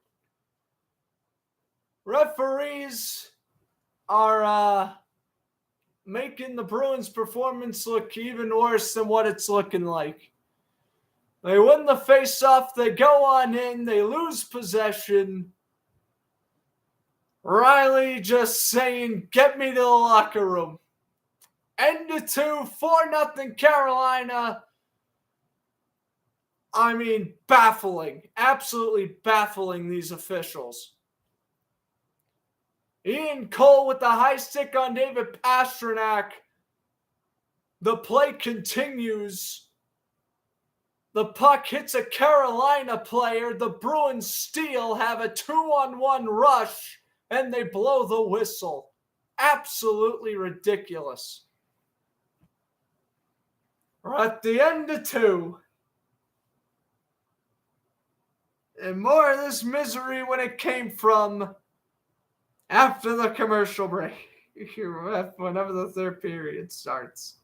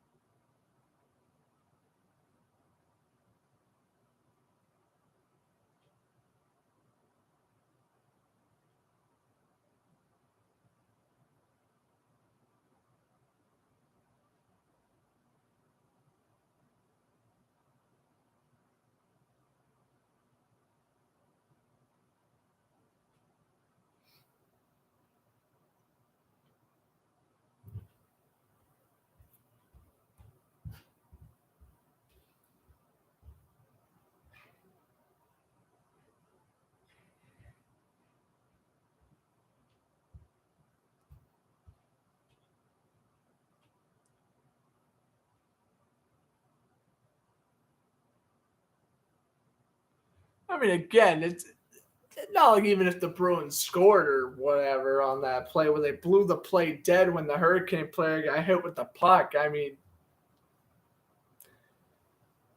it doesn't matter. It just shows you that the NHL just hates the Bruins. And I've had a conspiracy theory on this for a while.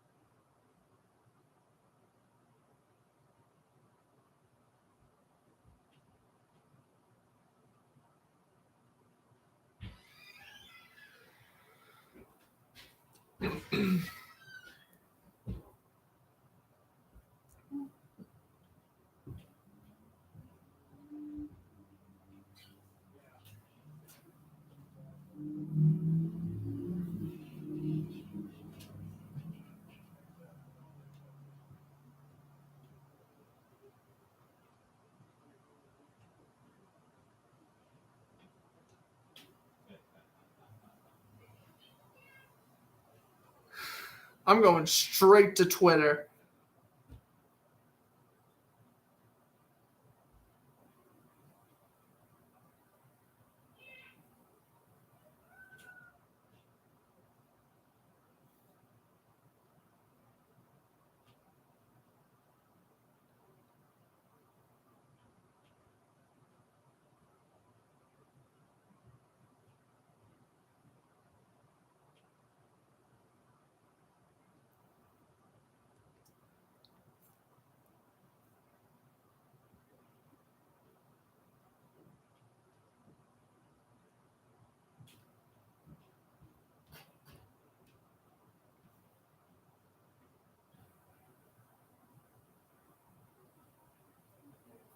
Oh, man. I don't care if the score is 4-0. If you're going to blow the player for one injured player, you blow him for another one.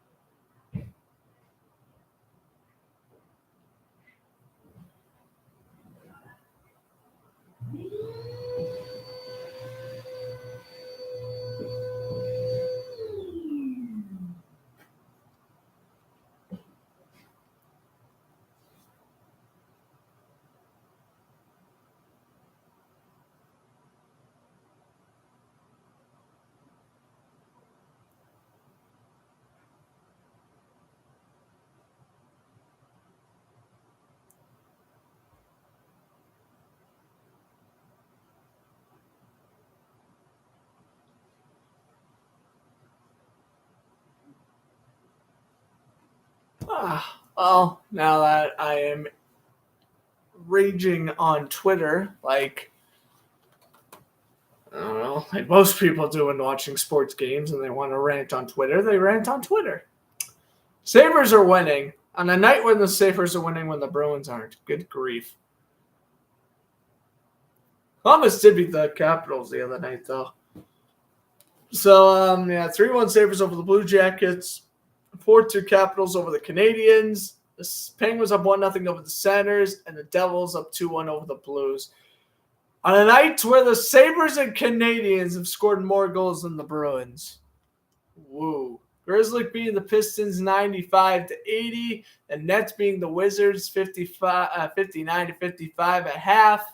The Heat are beating the Pelicans 63-59 third quarter. The Raptors beating the Rockets 56-51 with 5 minutes left in the second quarter. And the Mavericks have an early 23-14 lead over the Clippers.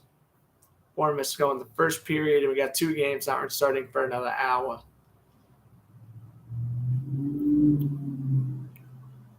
All right.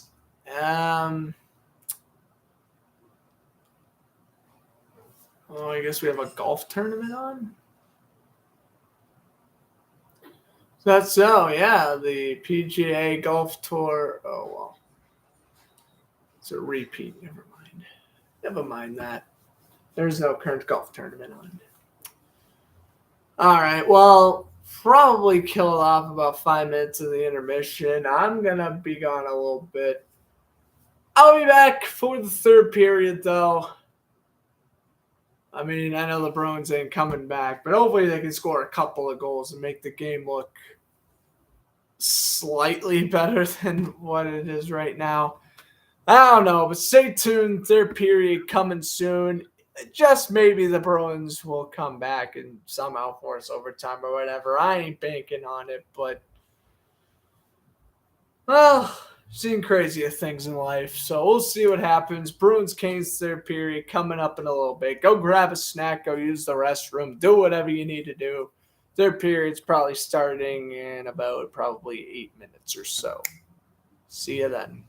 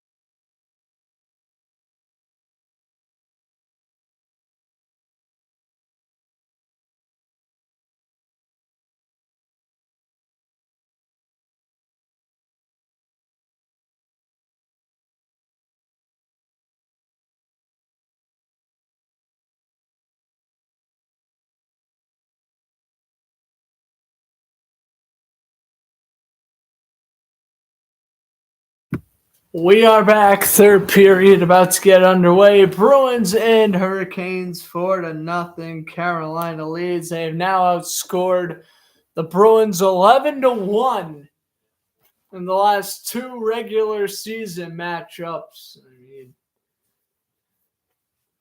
Bruins probably ain't coming back from this. They're putting Allmark back in for this third period.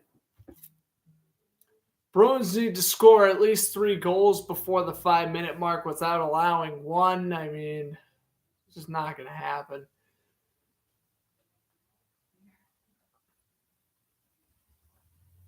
Bruins just had an awful night. They never really got it going on offense, and that's going to continue to be the case here. Offense struggled. Defense is playing atrocious and not helping Linus Allmark out. Allmark not even really having that good of a game, for being completely honest. But you're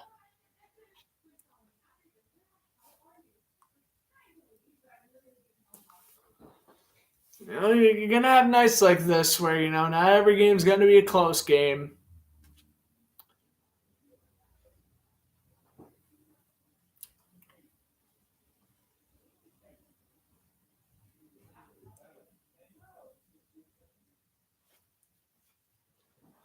And sometimes, when you lose these type of games, you get owned by a real playoff team. Time to set the panic button because this team does not have the depth to go anywhere far in the playoffs. It was Trocheck, Semechnikov, Aho, and Pesci, your goal scorers in that order. Teravainen with 2 assists, making his return after being injured the last 4 games.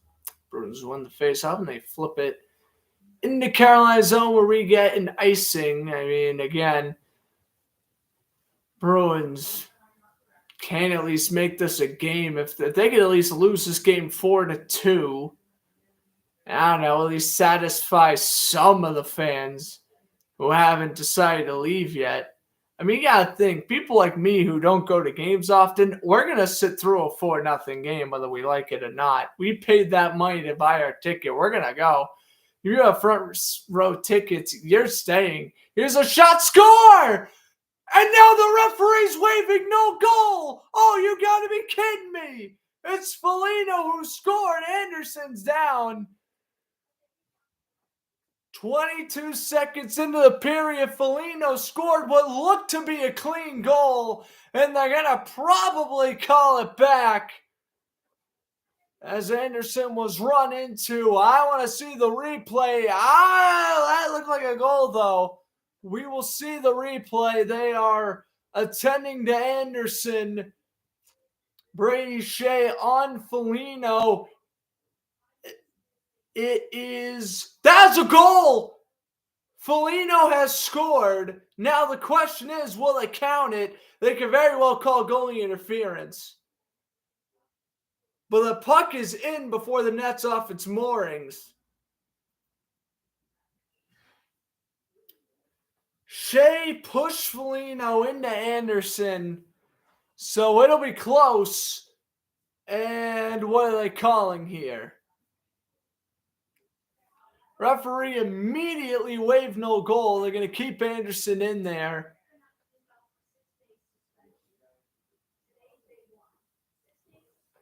And what are they looking at here? Now they're going to review this a goal or not. It's a goal, I think, personally. Look at it this way. Shea pushes Foligno into the goaltender. The puck is in the net before the net is off its moorings.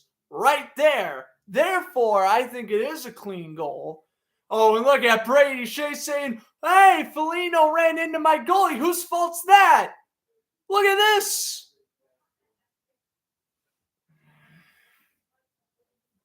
Whose fault's that? Foligno at that point, he's going so quick, he couldn't really slow down. Puck's in before the net's off the moorings. I think they've already established that. Now the question is this goalie interference? Well, yes, Foligno does hit Anderson. before the puck goes over the line, so they're probably going to call no goal that. It is a coach's challenge by Cassidy. I mean, might as well.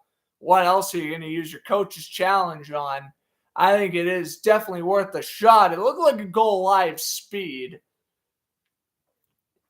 I don't know if they're going to count it. They probably won't, but worth a shot.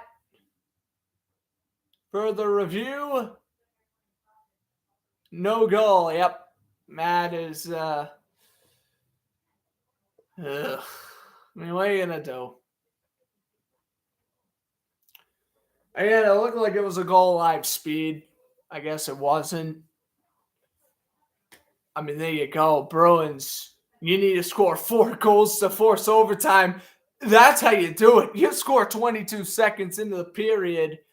You try to gain momentum that way, but referees are going to absolutely take it away from you. And, I mean, just unfortunate. It is what it is.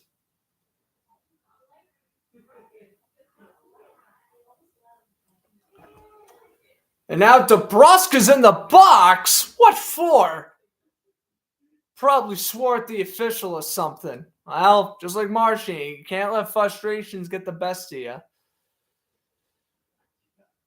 Carolina 1 for 3 on the power play with 8 shots. Yeah, but why is DeBrusk in the box? It better not be for goalie interference. If so, that's absolutely garbage.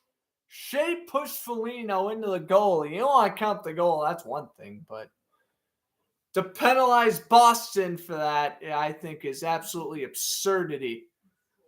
Cleared by the Bruins. Down to a minute and a half already on the Carolina power play. Carolina's not even going to try to score here. We're going to Bryce D'Angelo, flip it over to the right wing. Stepping on the brakes, flipping it around the boards. Teravainen finds Stahl, finds D'Angelo, back to Teravainen. Finds a man. Off the right wing, D'Angelo will find Teravainen. He waits. Pass, shot, save, all mark.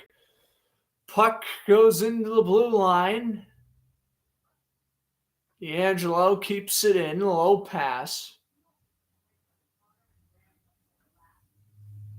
Aho down low. Shot, save, all mark. Rebound, Smeshnikov. Oh my goodness, they're poking away at it. Allmark makes a nice save. How about that? He finally stopped something that involved more than 2 rebounds. I'm stunned. Bruins can't even clear it. Carolina's got another 25 seconds left. And there it is, 5-0 Aho. On a power play that shouldn't have even happened. I'd be booing these referees out of the building. They robbed Foligno of a goal. It's just the defense breaks down again. It can help out Allmark. I mean, what do you expect them to do? They're not going to be able to do that. Short-handed for crying out loud. Look at that again. Smeshnikov, good pass to just absolutely sloppy defense. Remember when I said Carlo tried? Yeah, you can rip him off that list. Now it's just McAvoy. Absolutely embarrassing defense right there by Brandon Carlo. Well, I'm showing no mercy the rest of the way now. This is absolutely pathetic.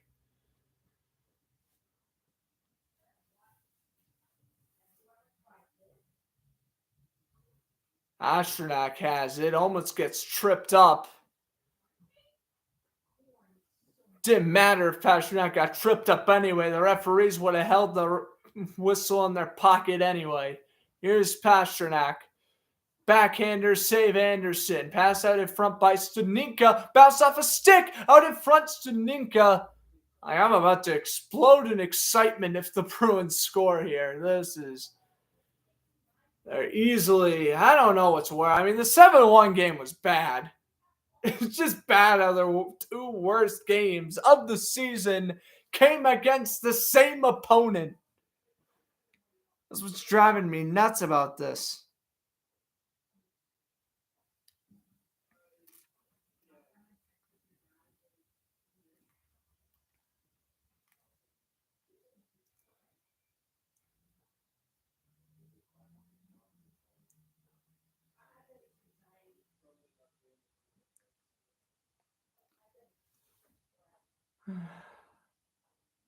TJ Watt won Defensive Player of the Year. That's good. At least the NFL can properly do stuff like give the proper awards to their proper players.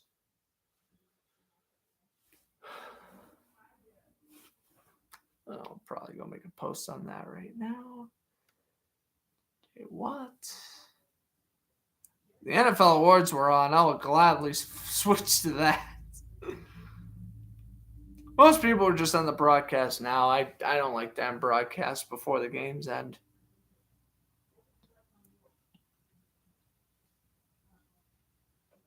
I'll just sit here and complain. That's what I always do.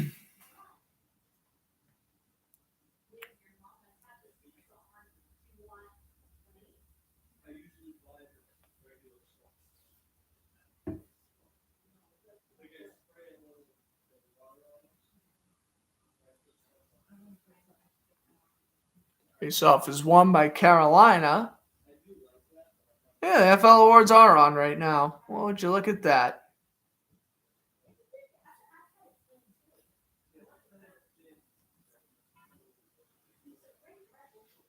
Flipped in behind the cage. Anderson will play it around.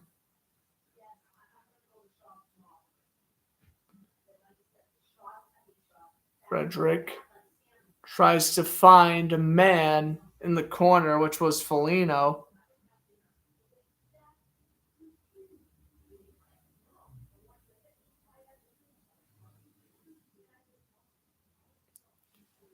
And we got an icing.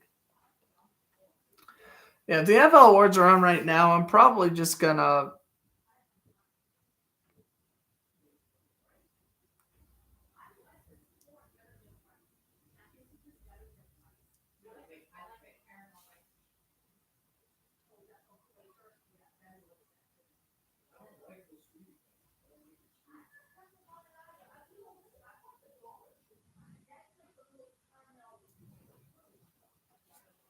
Bruins will keep it in down low as we approach 16 minutes to go.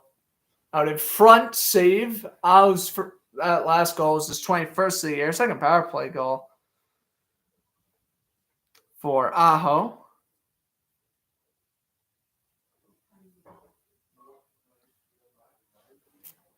So, 16:06 to go.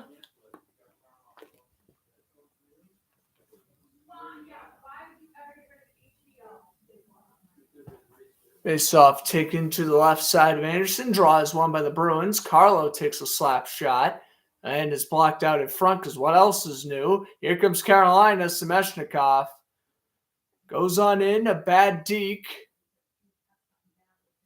Trocheck lost possession. Now Carlo plays it around for Riley. Smith will backhand it into the Hurricanes' end. Carlo with a good check behind. That was Coyle, rather.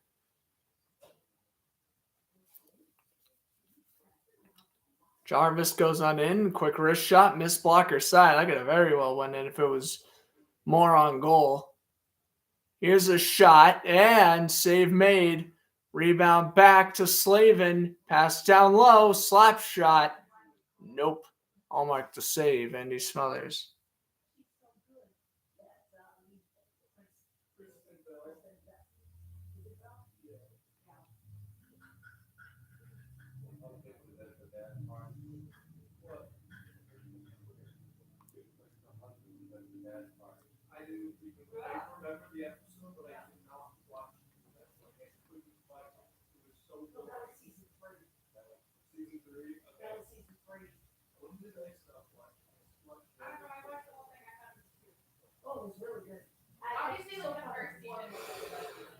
Face-off is won here by Carolina.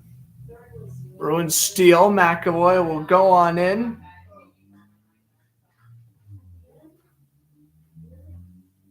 Hurricanes will get it back. D to D. Slavin.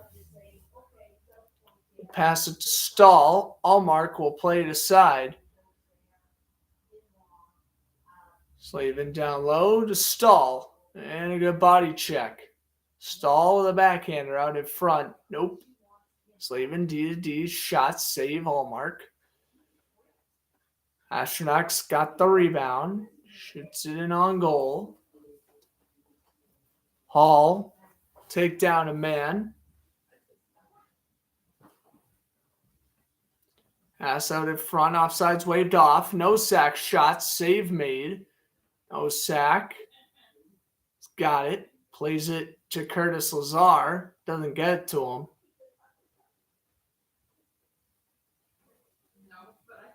Clifton enters into the zone and he gets laid out.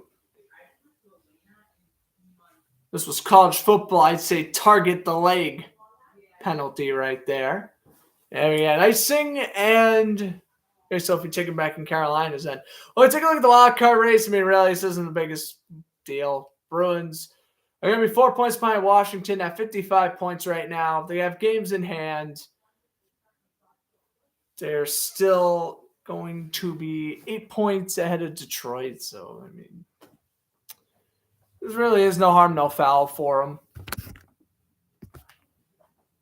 They're still going to be in the second wild card spot for a little bit. But, you know, it just sucks. They don't have to be this bad. Like, if you're going to lose to a good team like Carolina, that's okay. But just to lose 5-0 on home ice, and now you're beginning a 4-game road trip. I mean, this is not going good.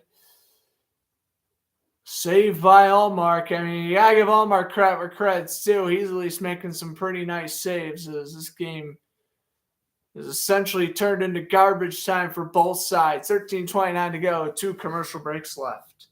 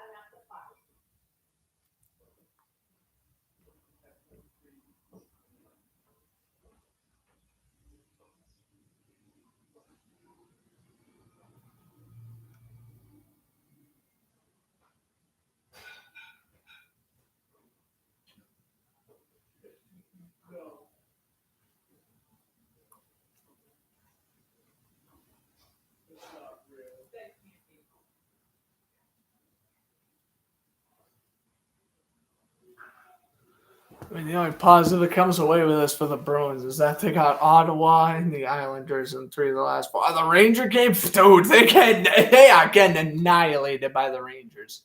I'm not even counting that game. They're getting absolutely annihilated. They'll win both against Ottawa. They might win against New York. The Islanders, that is. I'll give them a coin flip. They win that one or not. Dude, forget the Ranger game. The Rangers are so much better than the Bruins. It ain't even going to be funny. It's going to be 5-0 like this game all over again.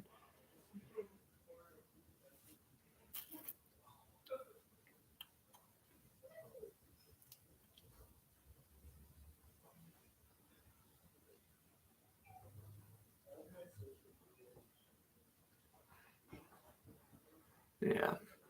It's Thursday night. They got the next game Saturday afternoon. Maybe I'll commentate that game. Although I don't want to commentate another Bruin game for a while after this crap.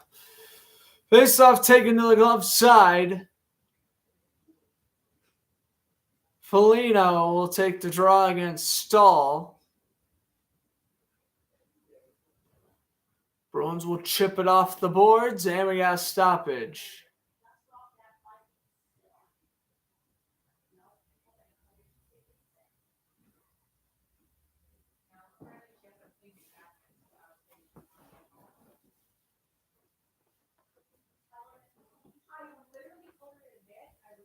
Puck bounces off the boards. Bruins get it back. You shoot in on goal. DeBrusque levels a man. Forbot lost possession. Here's Marotic. We got a stoppage. What for? Hurricane players going to the box. That's Shea. Penalty for tripping. This is unbelievable. This is ridiculous. And now, after it is 5-0, and they missed about 5 blatant tripping calls before this one, now they call a penalty. Oh my gosh. I mean, I'm not going to complain. Whatever. Bruins on the power play. Should have been on the power play for 3 other trips they missed in the second period, but that's a different story for a different day. Pastrnak to Coyle. The Pastrnak passes it down low to Hall. Luck played away around the boards. Pastrnak lost possession. Hall gets it back. Coyle rather had it back. Hurricanes clear. Allmark lays it aside. Round for McAvoy. McAvoy goes on in. Pastrnak tries to weave his way through. He gets a stick to the face. Nothing's called. Utterly ridiculous. Allmark will play it around the boards now. Trying to really keep my composure watching this hockey game. I just can't do it. Coyle. Find a man out in front. Coyle will pass it back over. Pastrnak entering into the zone. Ian Cole, a man who delivered a cheap shot earlier on this game to David Pastrnak.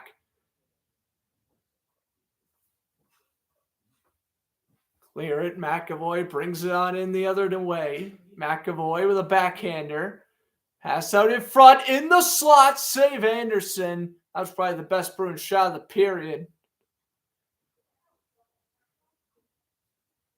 And now we got a scrum. Molino is involved. McAvoy, Pesci, and Aho, and Hala are the bodies involved.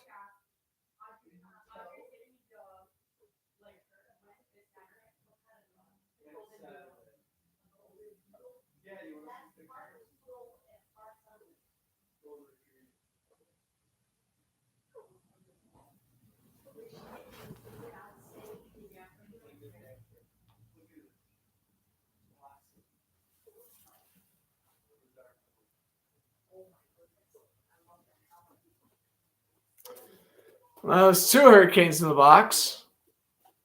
Well, so is McAvoy. So now it's a 4-on-3 for the Bruins. And this is going to end up being a fight fest for the rest of the way, probably. Face off taken at center. Hala wins a draw. Bruins will bring it in up the left wing side. The backhand pass is stolen. Bruins will work up ice with it now. Smith will pass it to Hala to Smith. Craig Smith with a wraparound attempt. Back over. Pass down low. Shot. That one's stopped by Anderson. Smith. Molino. Back to Smith. D to Riley. Riley down low. Staninko waits off the glass. He has Riley. He lost him and cleared. Allmark leaves it aside for Hala. So foul 11 minutes of the third period.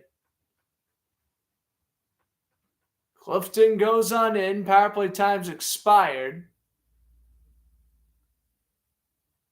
Hala tries to find the centering pass for Blith. He couldn't do it. Forbot's backhander is stolen by Jordan Stahl. And Carolina clears. Forbot off the boards. Clifton, around it goes. Here's a shot. That one's denied by Anderson. Puck goes down length of the rink. Icing called. 10:19 to go, third period. I might end this one early, guys. But knowing my luck, when I end the broadcast early, that's when the Bruins would score, and I would just be outraged. I don't know,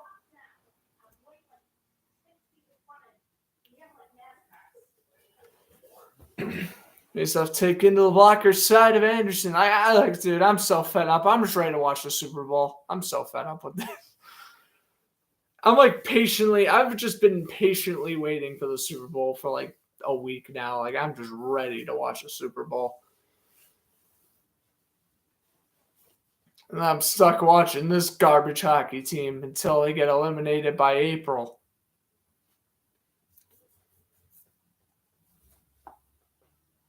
Looks like Blith might get called for something. I don't know. The referee's yelling at Anton Blith. It was a puck jam.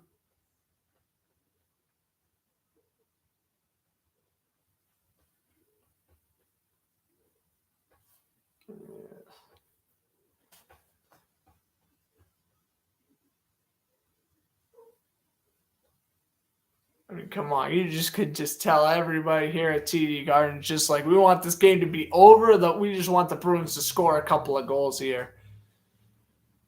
Face-off is won by Carolina. Rounds out the glass. I will say, considering there's probably, around 16,000 fans who probably attended tonight's game, there's still probably about 10,000 left. Bruins are Boston's a very passionate city with their sports. And even if 5-0 game where we know Carolina ain't coming, or Bruins ain't coming back, just stay there. 5-0 Canes.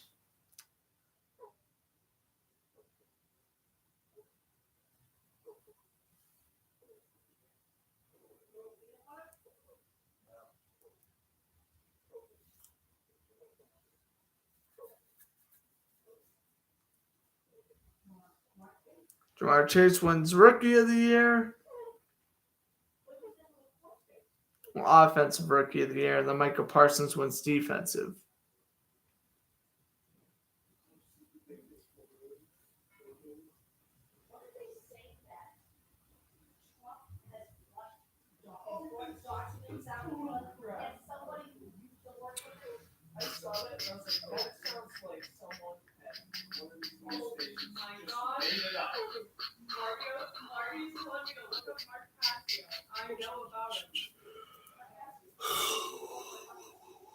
Oh, excuse me for the yawning.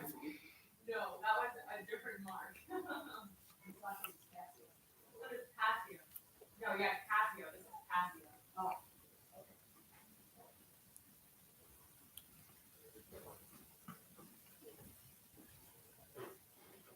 You know, those are like,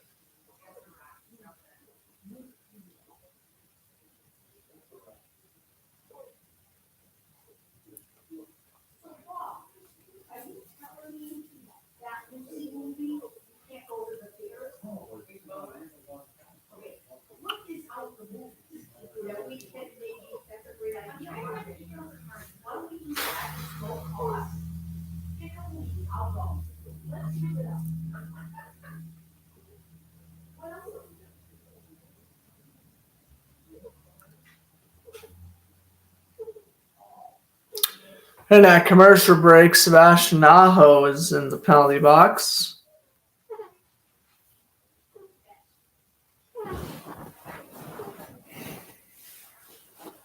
Bruins have had so many power plays, you think they would have been able to come back from this deficit. Bruins win the draw, shot saved by Anderson. There is no power play, though. Aho still in the box with McAvoy.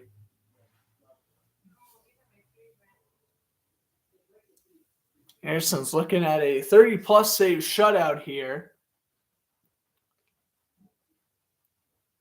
Because I am a time traveler, and I know that the Bruins are not scoring a goal within the next 9:46.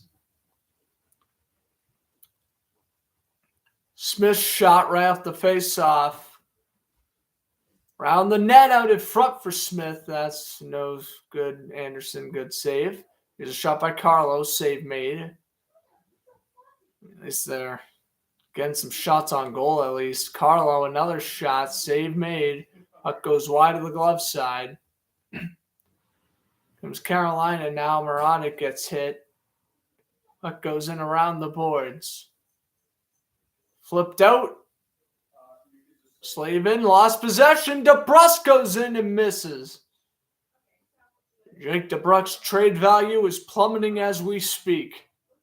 Pasternak at the blue line. Pass down low.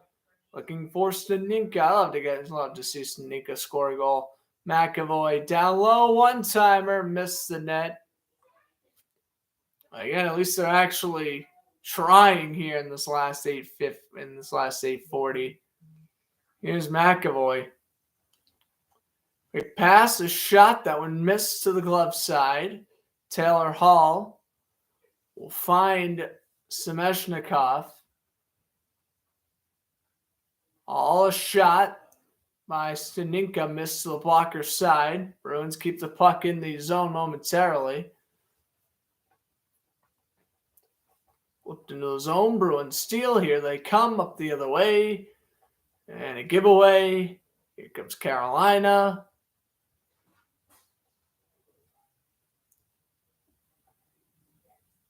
Bruins can't keep it out of their own end. Here's a slap shot saved by Allmark.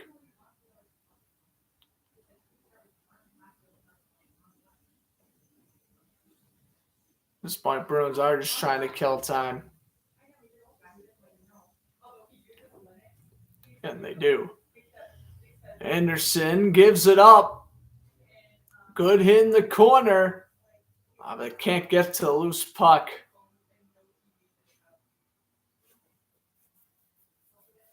Bounce off O'Reilly's stick, and he'll have to chase it. Stolen. Here comes Aho. Aho, he gets slammed down to the rink. No call. Here's a shot, and that one's deflected out in front. Pass to Aho. Kick saved by Allmark. Kept down at the blue line. Pass down low. Around the boards it goes. Nikas gets hit. Pass down low. Good backhander. Cole. Stolen by Riley. Pass down low. Nope.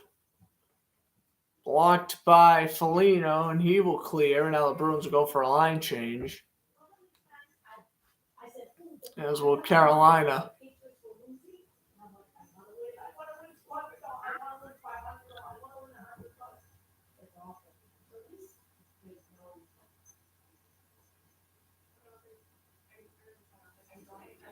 Lifted off the boards. Good pass. Oh, nope. Try to find Lazar in the slot. He couldn't do it. Bruins steal. Here they come. Off the boards. Trocheck, or rather, Shea.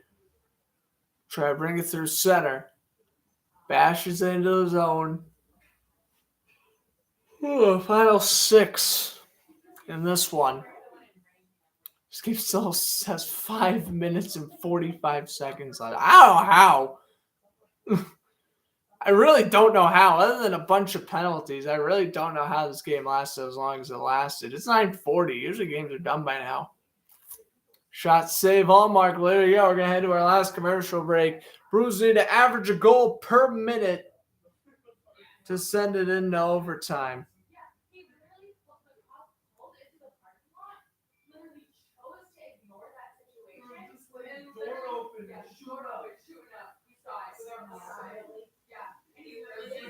All right.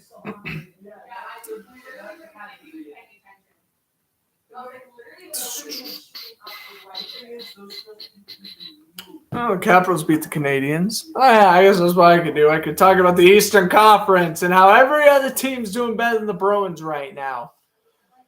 It's exactly what I could do. Capitals beat the Canadians 5-2. The Blue Jackets beat the Sabres 4-3 in overtime, and the Penguins beat the Senators 2-0. Blues up 3-2 over the Devils' second intermission. The Avalanche up 2-1 over the Lightning right now. And Flames and Maple Leafs tied at 0. That game nearing first intermission. Joe Burrow named comeback player of the year.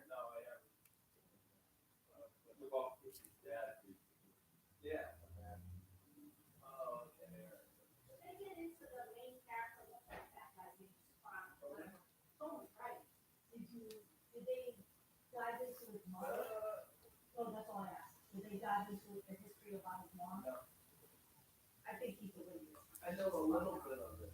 Not drunk, but just too Italian. Well, yeah, the whole point is so Freudian, so I read the Freud's. It was an upbringing thing.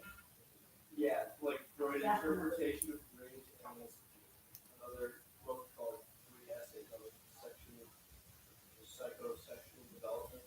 And I read both of them, and the whole show is based on that stuff. Joe Burrow winning comeback play of the year. I mean, come on. Who are you going to give it to? Dak? Give me a break. It belongs to Burrow. That was a really quick commercial break. I think even Nesson's like, all right, the sooner this game gets off air, the better.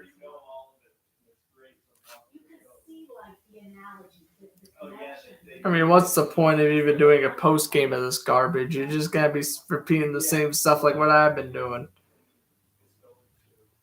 Defense plays awful. This team cannot score goals without Bergeron and Marchand. This team is a first-round exit waiting to happen. That's the moral of the story.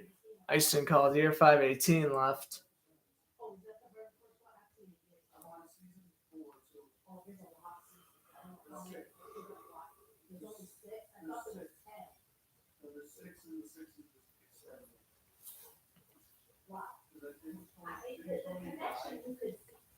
He's up taking to the glove side of Anderson.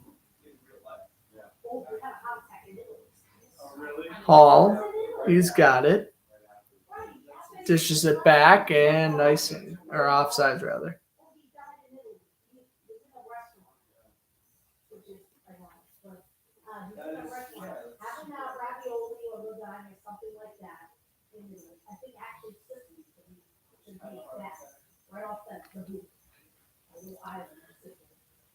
Pass. Here's Carolina. Make it 6-0. Oh, not quite.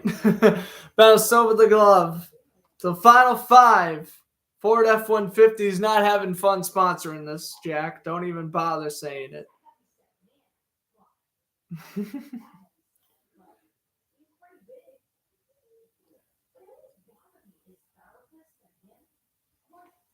Here's a shot. Nikas off the pipe. 4:39 to go. There we go.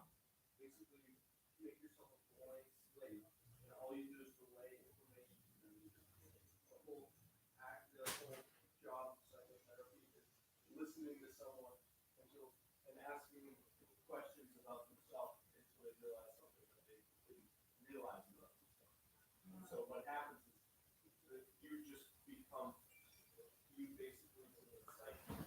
Here's a shot. Face-off win. Score 6-0. Brady Shea. 6 different goal scores on 42 shots. I mean, clean face-off win. Shea, slap shot, beat him offside. Whatever. Oh, I gotta make it 6-0. Goodness gracious. That's 13-1. They've been outscored. The last 2 games against Carolina. I mean, how the hell does that happen? Yeah, now Bruin fans are hitting the exits. They're like, whatever. The fact that he even stayed this long, I give him credit. The fact I'm even commentating, I'm giving myself brownie points for this. This is 2 blowouts in a row. I'm going to somehow stick the entire I was really contemplating ending this at the second intermission. I would have saved about an hour of my evening if I did. But, again, I'm not like, oh, I'm going to end a broadcast because a game's a blowout. I stick through the whole thing. But, again, I'm only doing that because sports broadcasting is my future career path. Believe me, if I was just doing this for fun, which I'm doing it for fun, of course, but if I wasn't doing this just for the fact that, like, oh, hey, I'm an aspiring sports broadcaster, believe me, I would have quit this like when it was 3-0. I would have just stopped midway through the second period.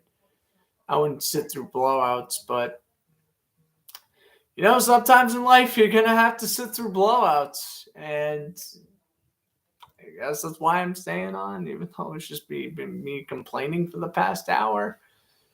I don't know, but the fact that this game was north of 3 hours is ridiculous. I've literally commentated NFL games that have been shorter than this. Anderson will play it aside. I mean, it's going to be crazy. He's going to get a shutout.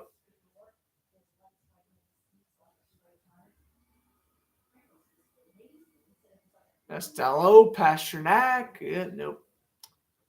It really shouldn't be a shutout because, in my opinion, Foligno scored, but whatever. Here's a shot. That one's no good. Down to the final 2.5.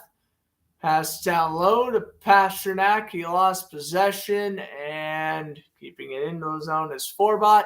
Down low to Hall. Hall will pass it to Forbot. Slap shots blocked. Rebound save Anderson. Anderson then trips Pasternak. No call because, why give the Bruins another power play, right? That's obviously not in the rule book. You obviously call offsides that have zero effect to this hockey game, but you'll miss a blatant trip on Frederik Anderson. Come on. Stay consistent, referees. That's all I ask. By the way, Jordan Staal with a goal and an assist tonight. It's 116th career multi-point game. Which is good for Jordan Staal. I like Jordan Staal. He's one I will not hate on. He played clean. He's a good player. I have no reason to hate him. Unlike that good old-fashioned grit third-pairing defenseman Ian Cole, who takes a shot and misses harder than I missed on my crush back in 6th grade. Missed that completely wide. Pass down low to Frederik. Out in front, trickled on goal. Couldn't squeak by the glove side. Carlo has it back to the final minute 15. Carlo will shoot it in on goal. Missed completely. Foligno touches the puck, but can't touch it because then it'd be offsides. Down to the final minute. Will the Bruins score is the question, as the Garden is down to about probably no more than 4,000 fans. Bruins get away with a trip. I mean, who cares about the calls at this point? If you're going to call that Anderson trip, you can't call anything anymore. Smith will play it around to the final 40 seconds. D. Clifton.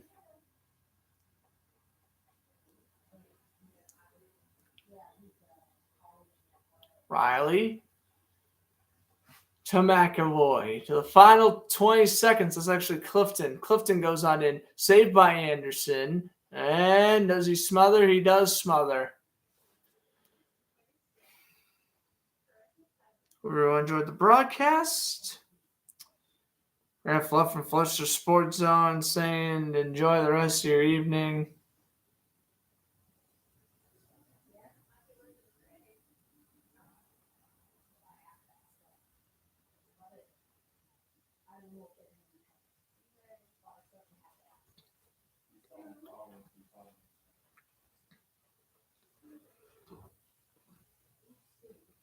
I mean, this one was just an embarrassing game.